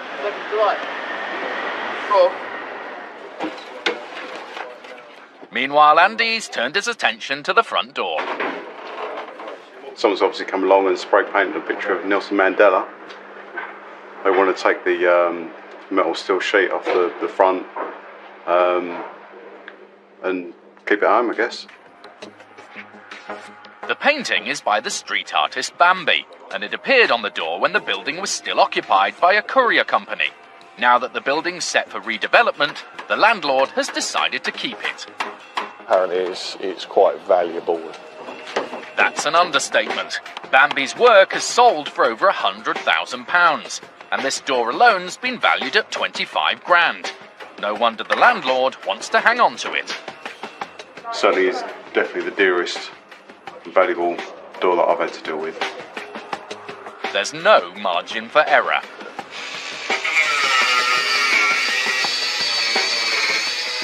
But after half an hour of careful grinding and banging, Andy manages to separate it from the door in one piece. Yeah. A lot easier than what I thought it would be. Completely different to what we're used to. Just had to take it a little bit steady. So we've freed Nelson again. Without its front plate, the door needs a little work to make it secure. The last thing the sheriffs want is squatters getting back in. Everything's done, client's got possession back of the property, but we are leaving a guard here as well until further notice.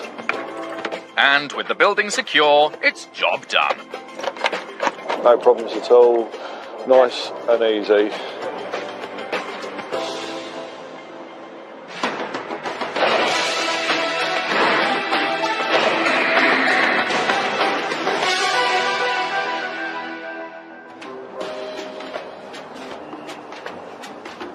Lawrence and Kev are on their way to Portsmouth to collect a debt owed by a company which sounds like it's involved in environmentally friendly building work. We are going to Low Carbon Construction Design and Build Limited. They've got two separate writs for two different claimants who've both successfully taken the company to court. One is for £8,000 and the other is for £17,127. So, big amount of money we're looking for between the two of them. But the sheriffs are anticipating trouble. The debtor appears to belong to a group of companies, all trading from the same address. We're actually after Low Carbon Construction Design and Build Limited. We've also got Low Carbon Construction Worldwide Limited, Low Carbon Construction Management Limited here, and Low Carbon Construction Projects Limited. We're going to have to do a lot of digging determining which company in the group owns what assets. But despite the difficulties of the job ahead, the mood in the van is jovial, as Lawrence is on the eve of a rather significant birthday. He's got the big 5-0 tomorrow. 50, eh? How's 50 feel? I don't know, I haven't got there yet. I'll let you know in the morning.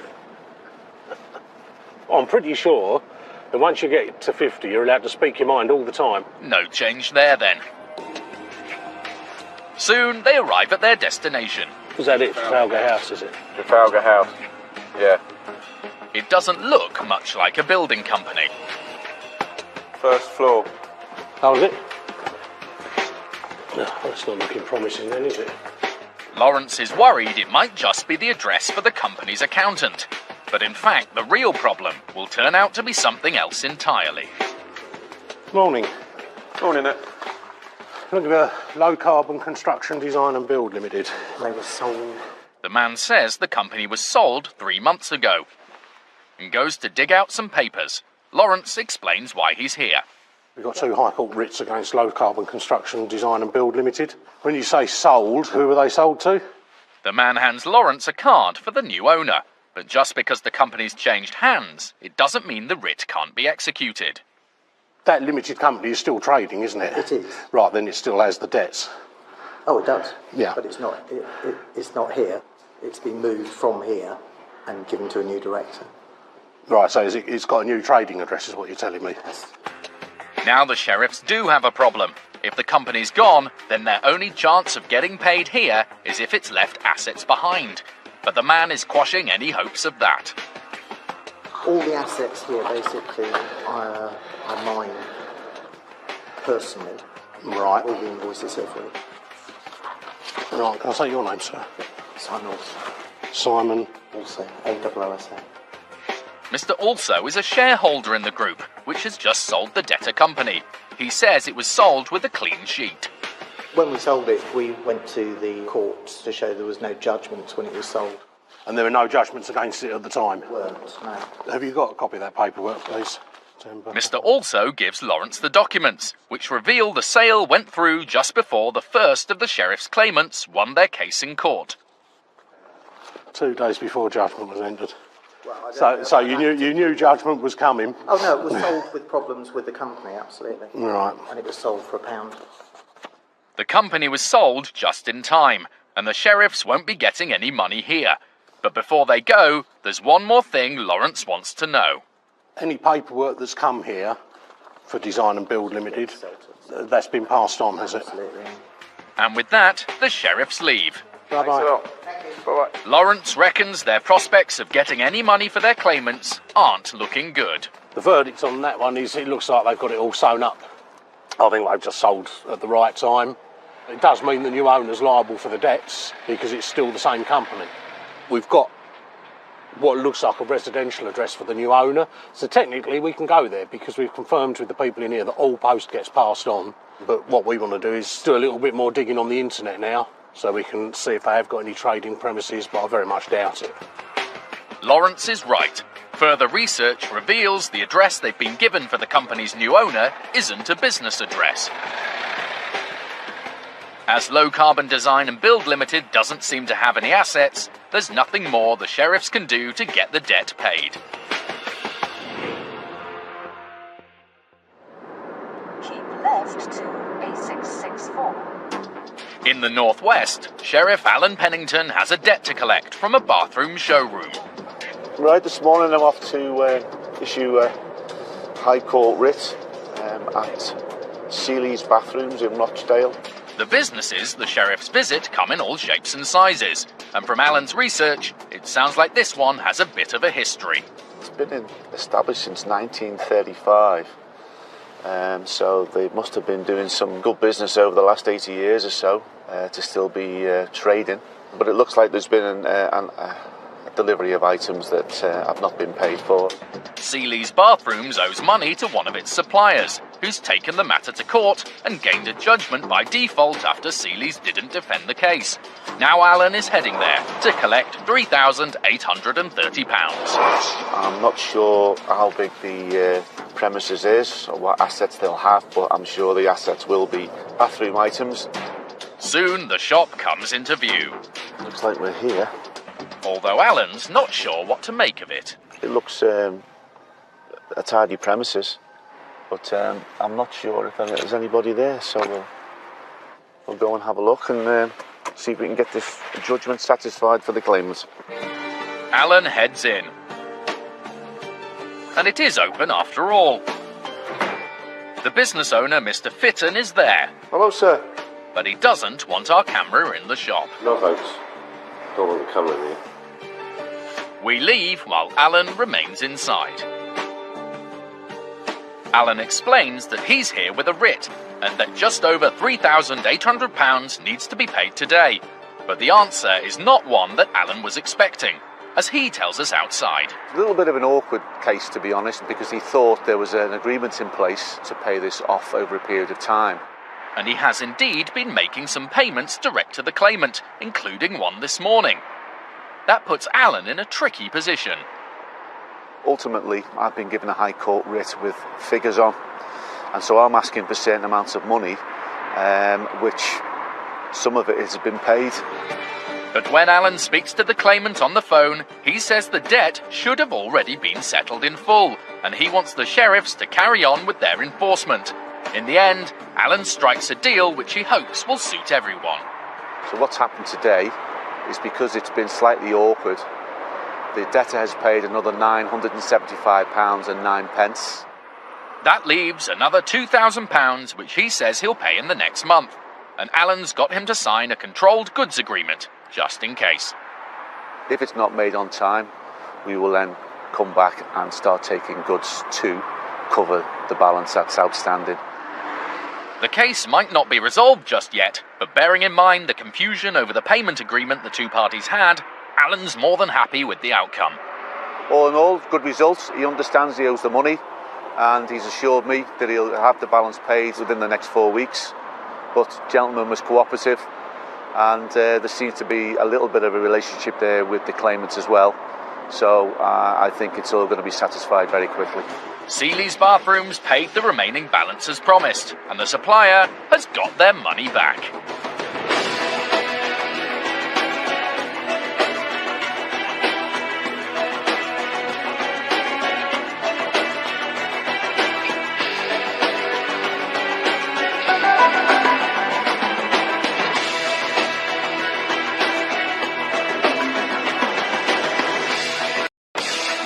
The sheriffs. Let's go and introduce ourselves.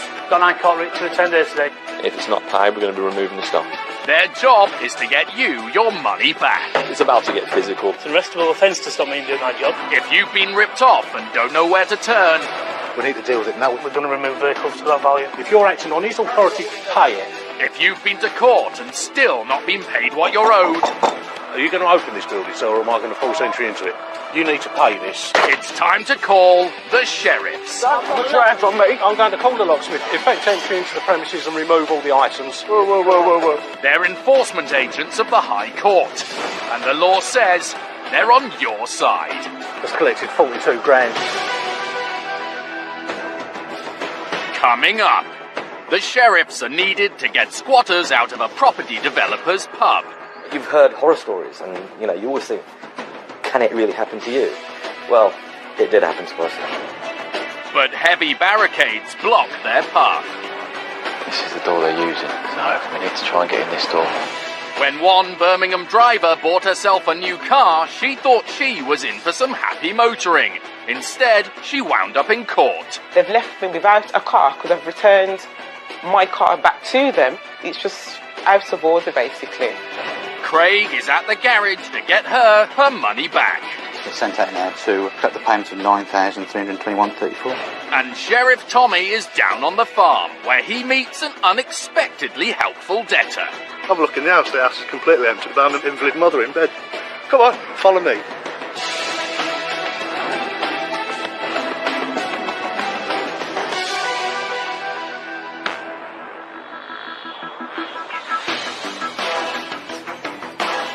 It's early morning and the sun is shining in Barnet, northwest London.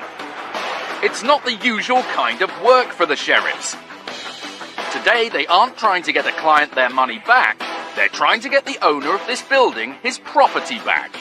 It's a former pub that has been occupied by squatters. The owner has got a writ of possession from the High Court, and Sheriff Kev McNally is leading the team to enforce it. It's quite a large building. The occupants, we don't really know how many are in there at the moment. Potentially between 8 and 15. So the idea of the job is just to get everyone out quickly and safely. They've had the building under surveillance to get an idea of the squatters' movements. And this morning, they've assembled a large team of enforcement agents to get the job done. The door they're using is round the other side. Just before 7 o'clock yesterday, a bloke come out of that door. Yeah. So what I reckon, stand there, hopefully just before 7, someone's going to come out of it and we're just going to walk straight in. Sheriffs are getting used to this kind of work. Since squatting in residential properties was made illegal, commercial premises like pubs have become attractive to squatters. And that has led to a major problem for this man. Pravin Gachparia works at a small family firm, KK Builders, in northwest London. He and his cousins recently took over the running of the firm from other family members, and he dreams of growing the business. We kind of took over the business and let the older guys retire. We want to do bigger and better things. So one of the ideas was, we should go into development as well as do the construction side of things. Pravin thought he'd found the perfect opportunity to show his family what he could do.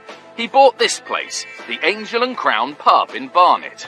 He invested a large sum of the company's money on the project and drew up plans to redevelop the site and build flats. But it was a plot of land without the planning permission, so buying the actual place is the easy bit. It's getting the planning permission, talking to the councils, which can take a lot of time and money.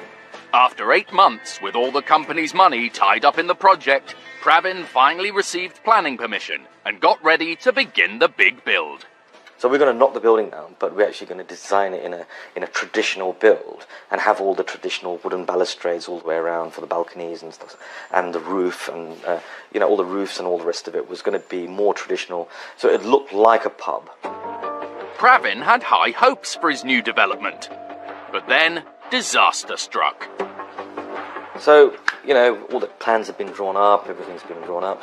It came to Christmas at that time, so we all went for a Christmas holiday, and we're receiving phone calls from the police.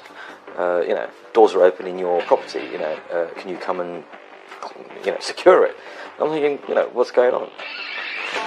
We went to the property, the doors were open, so we secured them. And then 3 days later, we received another phone call from the police again, saying that there's a bit of activity in your property, causing a nuisance. It was obviously squatters that were in there. You've heard horror stories, and you always think, can it really happen to you? Well, it did happen to us. Pravin's nightmare was just beginning. The squatters had built powerful barricades inside the building and weren't coming out. I put my key into the door to open the door, and it just wouldn't open.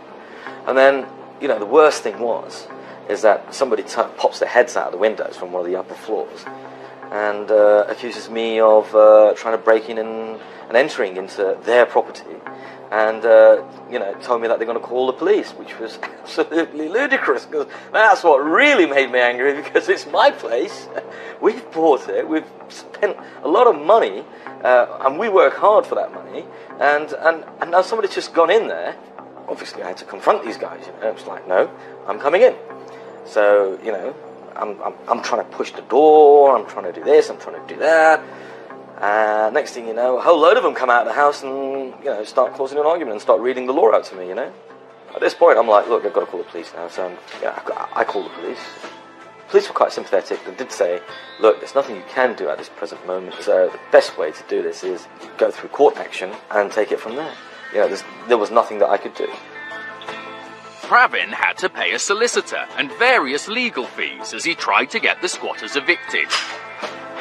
He took his case to the High Court and was granted a writ of possession that allowed him to call in the sheriffs to recover the pub for him. I just want to know and see their faces and get a view from them why, it's okay to do what they've done. Back at the boarded-up pub, the sheriffs are preparing to get inside. They've got a writ of possession from the High Court that orders the squatters to return the building to Pravin. Sheriffs have the power to force entry and remove the squatters, but good planning could allow them easier access. The sheriffs have had the building under surveillance and discovered that some mornings the squatters open one of the doors. If the squatters don't open the door, then Kev will need to force entry elsewhere. He sneaks onto the site to work out where that might be. Kev has brought an expert locksmith with him to get through any makeshift barricades or new locks the squatters may have installed. Bad look from the outside and pretty solid on the behind bit, so it's definitely barricaded. So we'll just get out of here before we get spotted. It looks like the squatters have sealed the front up well. Time for a look round the back where the sheriffs think they've seen a way in. If they play their cards right. This is the door they're using, so we need to try and get in this door. This note from the squatters reminds people of their legal rights in a commercial building, but Kev has a writ of possession, so the law is now on his side. When it opens, if one of us gets in, just all bundle out. What do you want to do? Go on, grab on? Let's just hang on for a few minutes. Hopefully, someone's going to come out. If it's open enough, just grab on this. Later, we'll find out if the sheriff's plan to get inside the building pays off.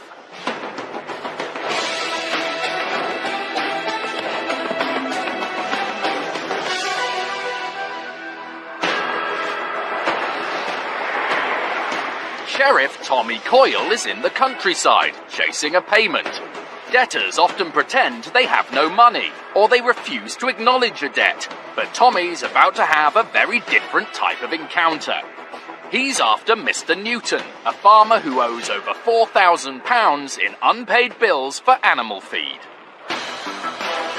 So far today, city boy Tommy has been struggling to find his man in the great outdoors, but he's finally got a lead. I've just made a few inquiries here. A lady's saying that the gentleman of that name is on a property just on the left down here, so we're going to go and inquire down there now.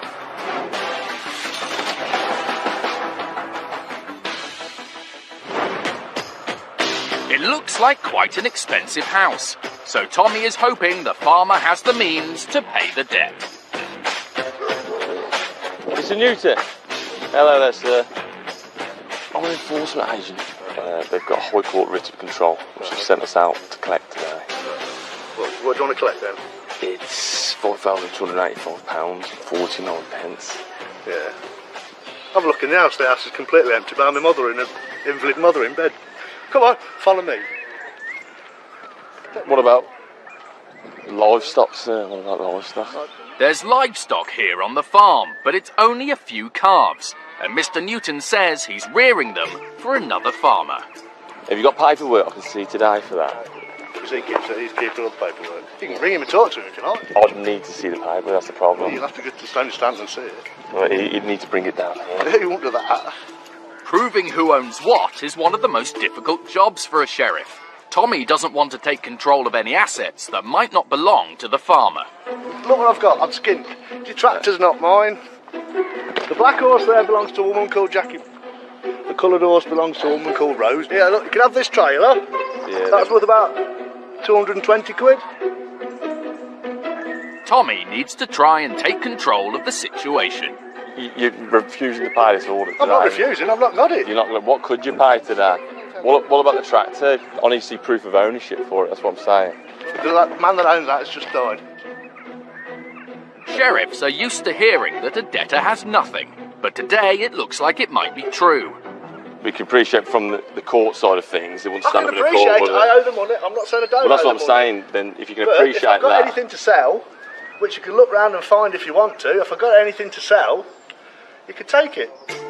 Despite the man's protestations, Tommy will have to check the whole farm for any assets. There is still a large debt to be paid. what about the trailers up there? Without seeing evidence, they will make me take control of it and list it down. If you have no proof of ownership, then it could be anyone's, couldn't it? Exactly, not mine. No, it could also be yours.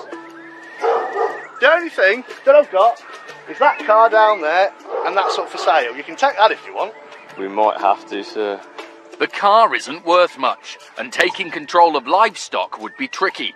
So Tommy has one last attempt to get some cash. There's nothing worth anything. I've sold it all. Then you should have money to pay this debt. No, I've had money to pay other debts. I've got more important things like my mortgage, where I live and my invalid mother lives, than pay that at the minute. Don't worry, they'll get the money, but they're just going to have to wait. Yeah, but wait till when? Wait till I've got it. Yeah, when would that be? Whenever I've got it. Yeah, but would you do that if you was owed £5,000, sir? Tommy is stuck between a rock and a hard place, but it's his job to try and find a way out. You're saying there's absolutely nothing in your account today you're going to be able to pay? Absolutely nothing. Absolutely no one you can speak to try and raise something today? There's nothing to hide. Just come in. Well, this is what we're here just to establish, you see. It's the same story inside, although there was money here once. There's a tub out there that's been empty for 2 years. You can take that, hot tub. Tommy has seen enough. The farmer's been so open, he could only be telling the truth. The best way forward is to help him make a monthly payment plan. What I'll have to look to do today is reference to the trailers and stuff. I'm going to list them down on paper. But you're going to need a proposal, but you can't just keep ignoring this. You're going to need to address it. Do you want to go back outside and we'll... Tommy has taken control of the trailers and other property. A repayment plan of £150 a month is agreed with Mr. Newton. In the circumstances, it's the best result Tommy could hope for. So today, it's just a case of taking control of these vehicles till he submits the proof. Some value in them trailers, I'll be taking control of them. So we need evidence of that. If not, we're about to remove them. Mr. Newton was able to prove that the goods on the farm did not belong to him. He's trying to remain philosophical, but life in the countryside has been far from idyllic.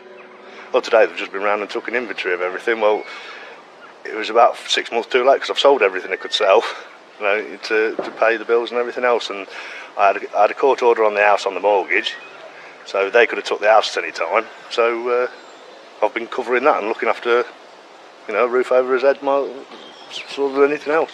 Then, just to round off the perfect day for the farmer, someone else comes looking for money. A bailiff from another company chasing business debts. All right. How you doing? How are you? What are you here for? Mr. Paul Newton. Beat to the 150 quid to spare a month and that's it, I ain't kidding. No, that's... Could have been here return. With nothing more to be had, the bailiff can see he's wasting his time. He's given up the ghost, look, he's rang his firm and said they ain't noped. Listen, you get that far down, when you've only got what you've got, I don't give a monkeys. Right, you need There's nobody that. can take us there. Well, thanks for your time anyway, Emily. You take care of yourself. See you later. Tommy's got the payment plan in place and taken control of everything in sight. Job done. You're not the ideal of results. We're always after a full payment.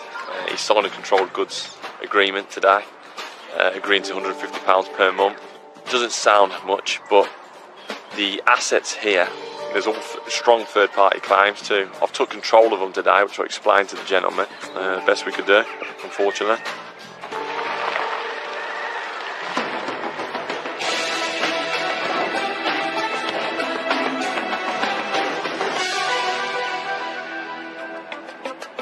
Back in North London, Sheriff Kev McNally and his team are attempting to reclaim a pub occupied by squatters. And they have a plan. They believe someone might leave through this door, but so far no one has come out. The locksmith decides to see what the door is made of. If no one opens the door for them, he reckons he can force it with some heavy tools. It looks like plan A has been abandoned. Maybe we'll go with crowbars, just a question of how quickly we can do it. But as they ready the crowbars, there's movement inside. How you doing there, mate? Come on in there, guys. Result? A man is leaving the squat, seemingly to go to work. Now the team don't need to break the door down. Right, you okay? Rise and shine. Maybe got a little bit lucky, but we had the idea that it might happen. So we opened the door and we were in straight away. I don't think he really knew what was going on, to be honest. Clearly, some of the people in the house were ready to man the barricades. But the sheriffs now want to know how many are here. A couple of guys in here. Two in here. One in here. We get lads here. Enforcement officers got a writ of possession for the property. Start getting your kids together, making a move. So we've got quite a few guys in here at the moment. I don't know how many we've seen, probably about 15 so far, I think. With a large team of enforcement agents at his disposal, Kev is getting the job done. You know, and up here, this is minging. But he has to check every part of the pub to make sure it's empty. Trick nuts. Get me out of this place. The basement is free of people, but it's in a terrible state. Pretty much flooded, I reckon. So just pouring out. Yeah. Just got the beer cellar. I mean, you got obviously all the wires have been taken out, scrapped. Loads of stuff's been scrapped, I presume, which is why. You know, you got water leaking from there. You've had stuff taken out of here. Well, that was the junction box there. They've had that away. Despite the mess inside, Kev reckons the operation has run smoothly. They know when we got with writ of possession, they know what we're here to do. They're expecting at some point, I think they've been here 7 months, so they've had a good run. This day was always going to come along, and here it is, and they've been good as gold. The sheriffs must pin up copies of the writ, then it's job done. With the building now secure and the squatters and their belongings outside, the sheriffs head for home. But for Pravin and his team, the hard work is about to begin. A few weeks later, he's back on the site of the now flattened pub. Right, so this is it. This is the new Angel and Crown. Best thing was really to take the building down. In the next 4 weeks, we've got the machines coming in to build the foundations and to kickstart the project off. After all the problems he's had with the squatters, Pravin is delighted with the work the sheriffs have done. Really, really happy with what they've done, how they gained the access, how they control the situation, diffuse the situation, and the way they handled all the squatters. It was amazing. Really happy.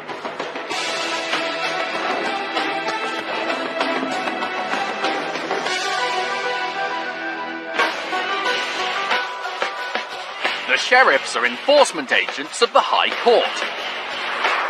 They have more power than county court bailiffs to get money that a court says is rightfully yours. We do at this stage have Paul Locksmith if needs be. That's it. No, we're higher than a bailiff. Got an high court writ. I'm executing here today. We're here to collect it's £1,930.20. They can enter residential properties through unlocked or open doors. Don't put your hands on me. And at commercial properties, they can force entry using locksmiths. If the debtors still won't pay up, Take the keys, look after them until we get payment. they can remove their goods to sell to pay off the debt. If you don't pay us, then we've got an awful lot of stuff to take out of you to clear the debt. Law's the law, and it applies to everybody. A High Court writ costs £60. If the sheriffs are successful, there's nothing more to pay. These for this van now, so we'll keep them. If they're unsuccessful, the only cost is a compliance fee of £75 plus VAT for each enforcement.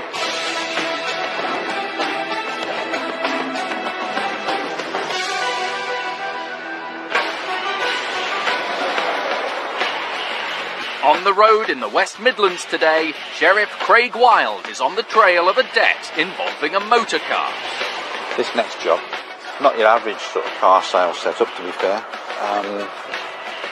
This guy tends to deal, it's the one I think it is, he tends to deal in middle to top range cars. It's quite a big outfit. With a sizable business to take on, Craig could have his work cut out. And the job is for a large amount. This particular debt is £9,300. The actual claimant in this particular case is Tanya Joseph. Claimant Tanya bought a second-hand car from Fort Used Car Centre. She thought the Peugeot 308 was exactly what she and her son needed to get them out and about. I was experiencing problems with the older car and things were constantly breaking down, so I thought it was about time I got a new one. So I decided to go to the Fort Used Car Centre to get my new vehicle. It was recommended by a family member. Reading upon their website, you know, they've got a very good family history from what they've said. So I put my trust in them, basically. Once in their showroom, she saw what she was after. soon as I saw the Peugeot, it instantly caught my attention. For me, it was a step up from my previous car. It was, you know, a newer model. I was very happy with it. But Tanya didn't stay happy for very long.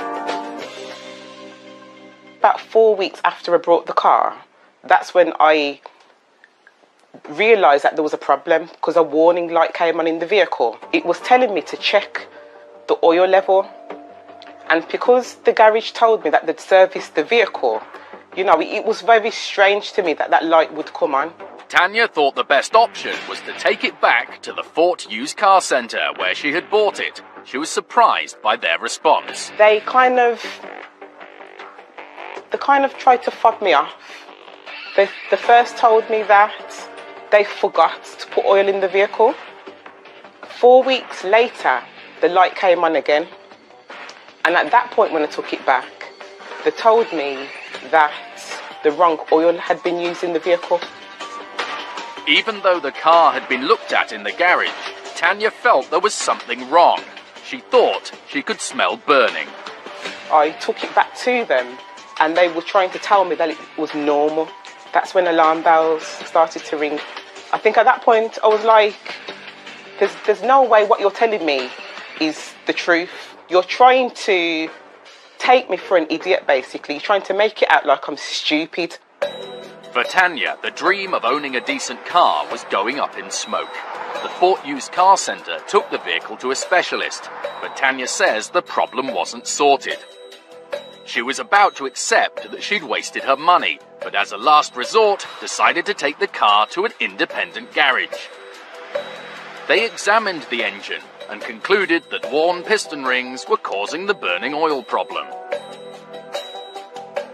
Encouraged by the staff at the other garage, Tanya decided to go back to Fort Used Car Centre and pursue her complaint.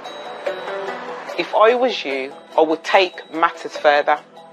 That's what they advised me, and it was partly down to them that allowed me to pursue matters, because I was at the point where I was, you know, thinking of giving up, because it was getting too stressful for me. I was starting to experience headaches because of the stress. It wasn't just a friendly garage that encouraged her to keep fighting. A visit to the Citizens Advice Bureau helped her too. They advised me, under the Sale of Goods Act, that if you purchase a car that is unfit for purpose, then by law, the garage is liable to give you a refund. Tanya was spurred on by their advice and took her case to court. After an initial hearing, Fort Used Car Centre appealed, but the judge ruled in Tanya's favour. She was awarded a refund and costs. You know, I felt a sense of relief because, you know, justice has finally been served. You know, it had taken 2 years to get to that point.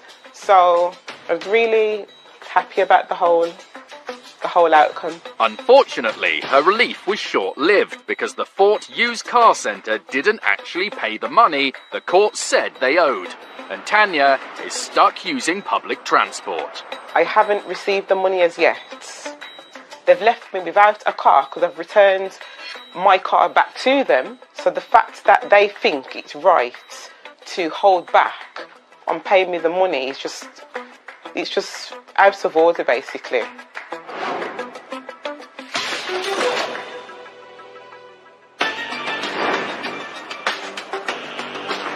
Tanya may feel that her motoring has stalled, but back on site at Fort Used Car Centre, Craig is ready to make a move. Hello, mate. Is the boss about at all? Manager? No, at the moment. Isn't he? Mr. Hunt. My name's Mr. Wild. I'm a High Court enforcement agent. Right. Craig is asked to take a seat in the showroom where he can see plenty of expensive four-wheeled assets. Soon enough, someone is willing to talk business with him. Yeah, thank you very much. Cheers. Craig is hoping they at least remember something about the case. I've got a court judgment. The name on the order is Tanya Joseph, who's the claimant. Okay, yeah. Don't know whether you're aware of who she is or whatever. I know the name, but I don't know. Oh, right, okay. Basically, she's obtained a High Court writ of control, which has been issued in the High Court. We've been sent out now to collect the payment of £9,321.34. At this point, we were asked to leave the premises. Craig is left inside with only one thing on his mind: getting payment for Tanya. But it's a large sum of money to get in one payment, and inside, Craig is now negotiating with the management team. If Craig can come out of the building with payment in full, it would enable Tanya to draw the matter to a close.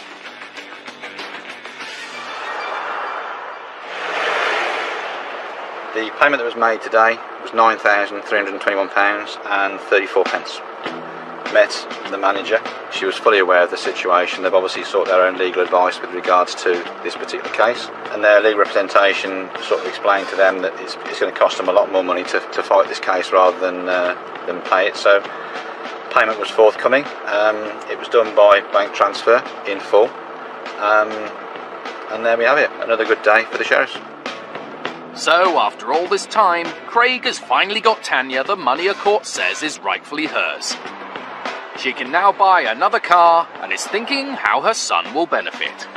I haven't been able to take him to his football. I feel that he's missed out, really.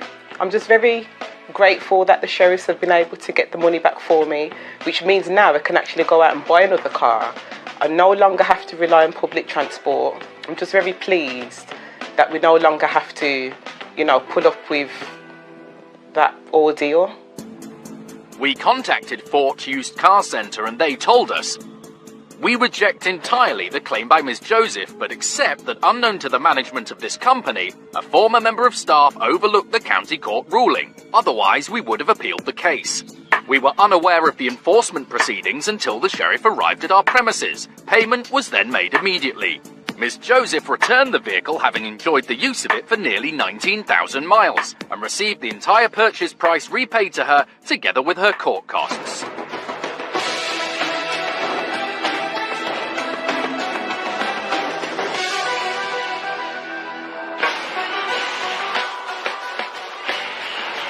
Sheriff's powers extend right across England and Wales, and today Lawrence Grix and Kev McNally are on the south coast, looking for a place to eat. We are in Bournemouth. We're going to Blue Mango, which is a Thai restaurant. Our claimant is Guest Services Worldwide Limited. We're looking for £1,016. So not a huge debt on this one.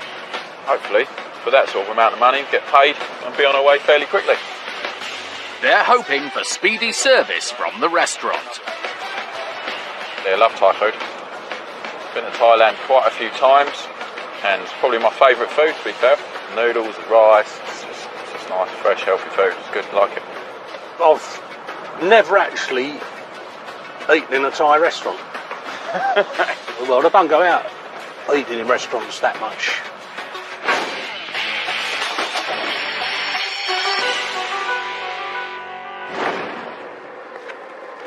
This will be Lawrence's first visit to a Thai restaurant, but only if they can actually get inside. There must be somebody here. It's nearly lunchtime, but the place looks empty. There'll be someone there, isn't there? Here we go, there's somebody here. Sir? Hello there, you the owner at all? No. Is the owner here? My colleague and I are enforcement agents. We've got a High Court writ to execute against Blue Mango. Are you able to get the owner on the phone? Yeah. Yeah? Okay. Lawrence goes in swiftly through the open door, and once he's inside commercial premises, not even the police can remove him. Right, we have a High Court writ to execute against Blue Mango. If you can get him on the phone, I'll explain to him.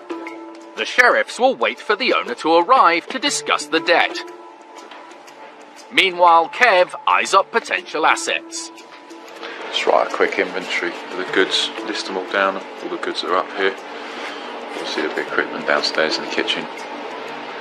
But for now, there's stuff up here, not of any real value to be fair. I will list it down anyway.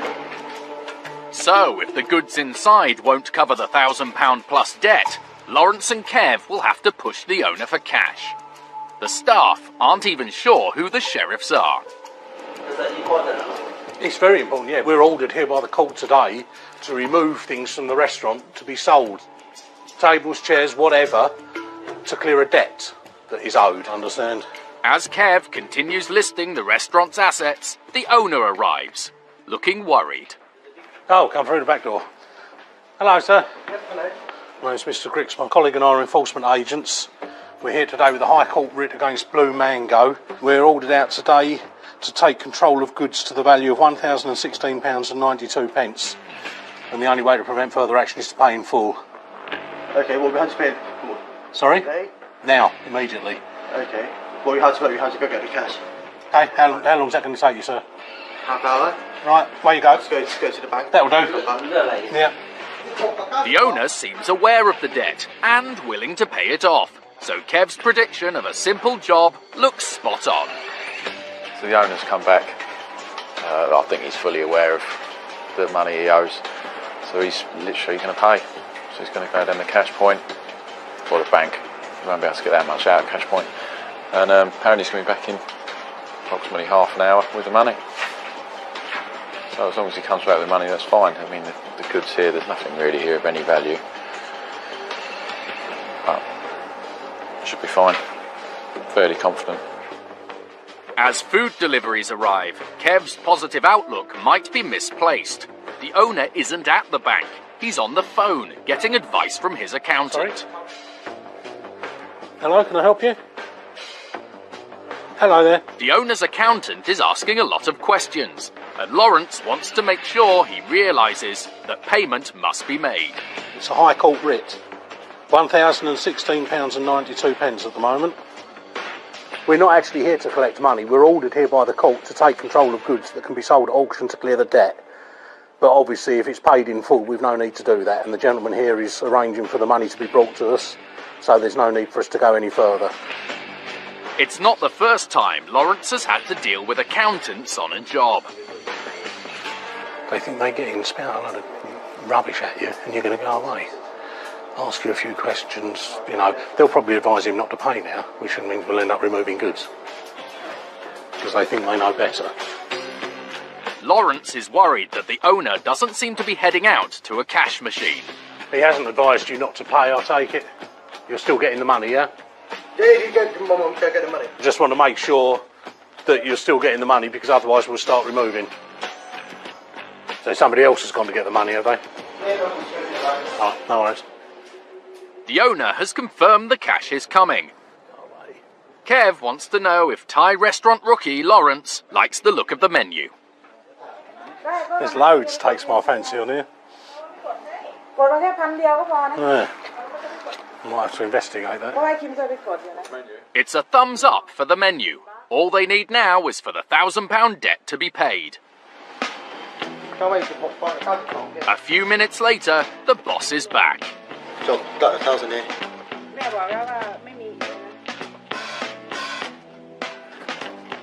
I haven't got 8p to give you. Don't have change.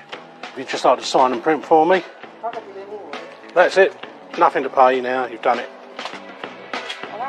The sheriffs leave happy, even if they didn't get a chance to try the food. The owners turned up, didn't really know anything about it, so they say, but were aware they were owing money to some people. He said he was going to go and get the cash. He spoke to his accountant to see if there's anything he could do. Unfortunately, there was nothing. So literally, he went down and got the cash out, was back. I think we were there a total of probably half an hour. A really good result. £1,000 paid in cash, weren't there too long, no problem. It's wound up being a quick takeaway from the Thai restaurant for the sheriffs. The restaurant later told us the staff and management at Blue Mango deeply regret this incident, which ultimately occurred as a result of a misunderstanding over advertising fees. The misunderstanding resulted in part because of language barriers. Blue Mango has a policy of paying its debts on time, or before they are due. Our focus and our passion has always been to provide our customers with exceptional quality authentic Thai food. We hope our customers will understand that.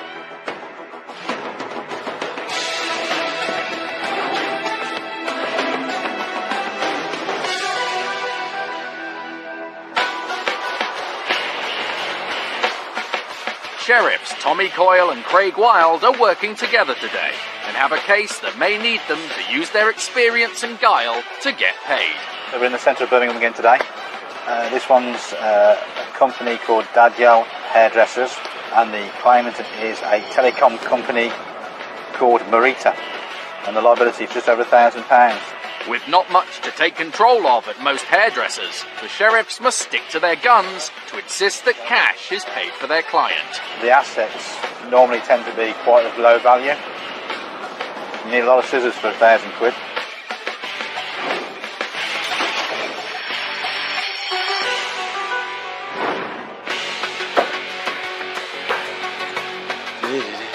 Hello, sir. Is the boss about? He's gone on holiday. My name's Mr. Wild, High Court Enforcement Agent. Got a court order to execute today for the princely sum of £1,067.49. Yeah. But the court order commands us, if we can't receive the money, to take everything away. So, can you get him on the phone, at least?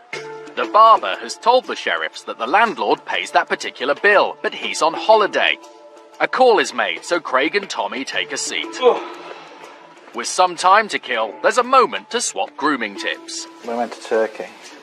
Turkish shave. I had a Turkish shave, which is a cutthroat, and they burnt it up.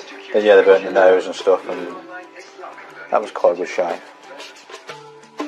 The barber has got the holidaying landlord on the phone and told him there's a big bill to pay. Hello, sir. They've sent us out with a court order today to execute for £1,067. For whatever reason, sir, they've supplied evidence to the court to the contrary, and you are liable. The courts have said you are liable.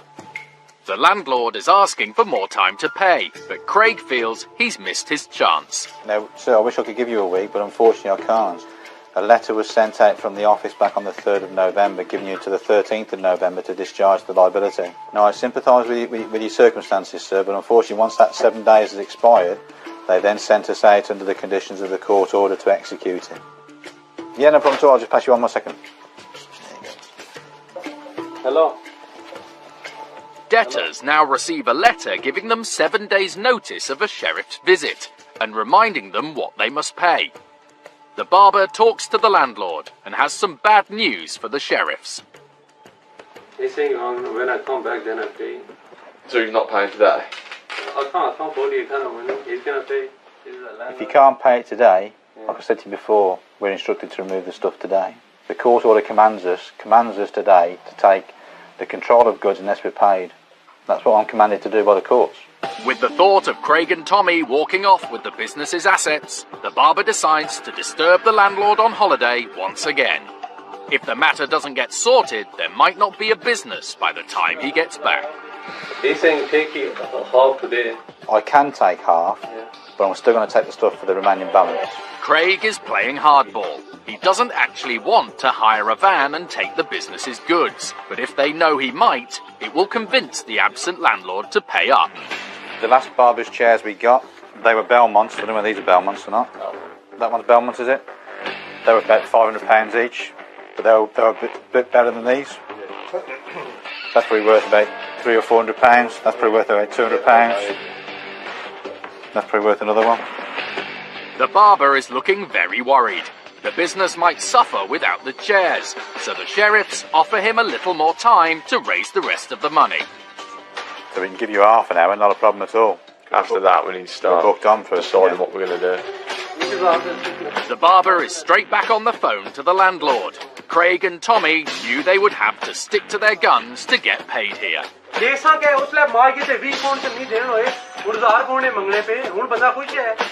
Amazingly, their tenacity seems to be paying off. The barber thinks he can get the money. He's off to get it, but just in case he doesn't come back, the sheriffs will stay on the premises.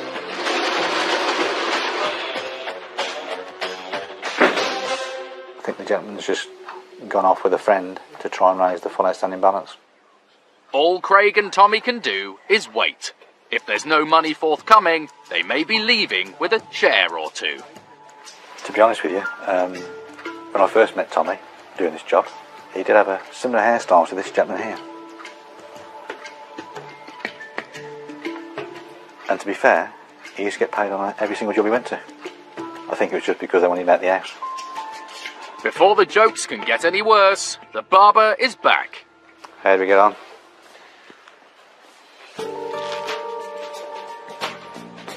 He's managed to find the money from somewhere, and the outstanding debt will be paid in full on the day. Right, sir, if I can give you This is a receipt for the details of what's been paid in the form of cash, and the balance to pay now on the account is now nil. With the bill paid, the barber's chairs are staying put and the shutters are back up. Case closed. Yeah, that one went particularly well. Got paid in full in cash. That's what we like to see at the end of the day. There's limited assets with hairdressers, not high value goods in there. So just got to do the best we can, and on this day we've got to pay in full. So a result for the sheriffs. The sheriffs didn't get a haircut, but Craig's found an old photo of Tommy with a different look. This is Tommy in his previous life as Superman. Super Sheriff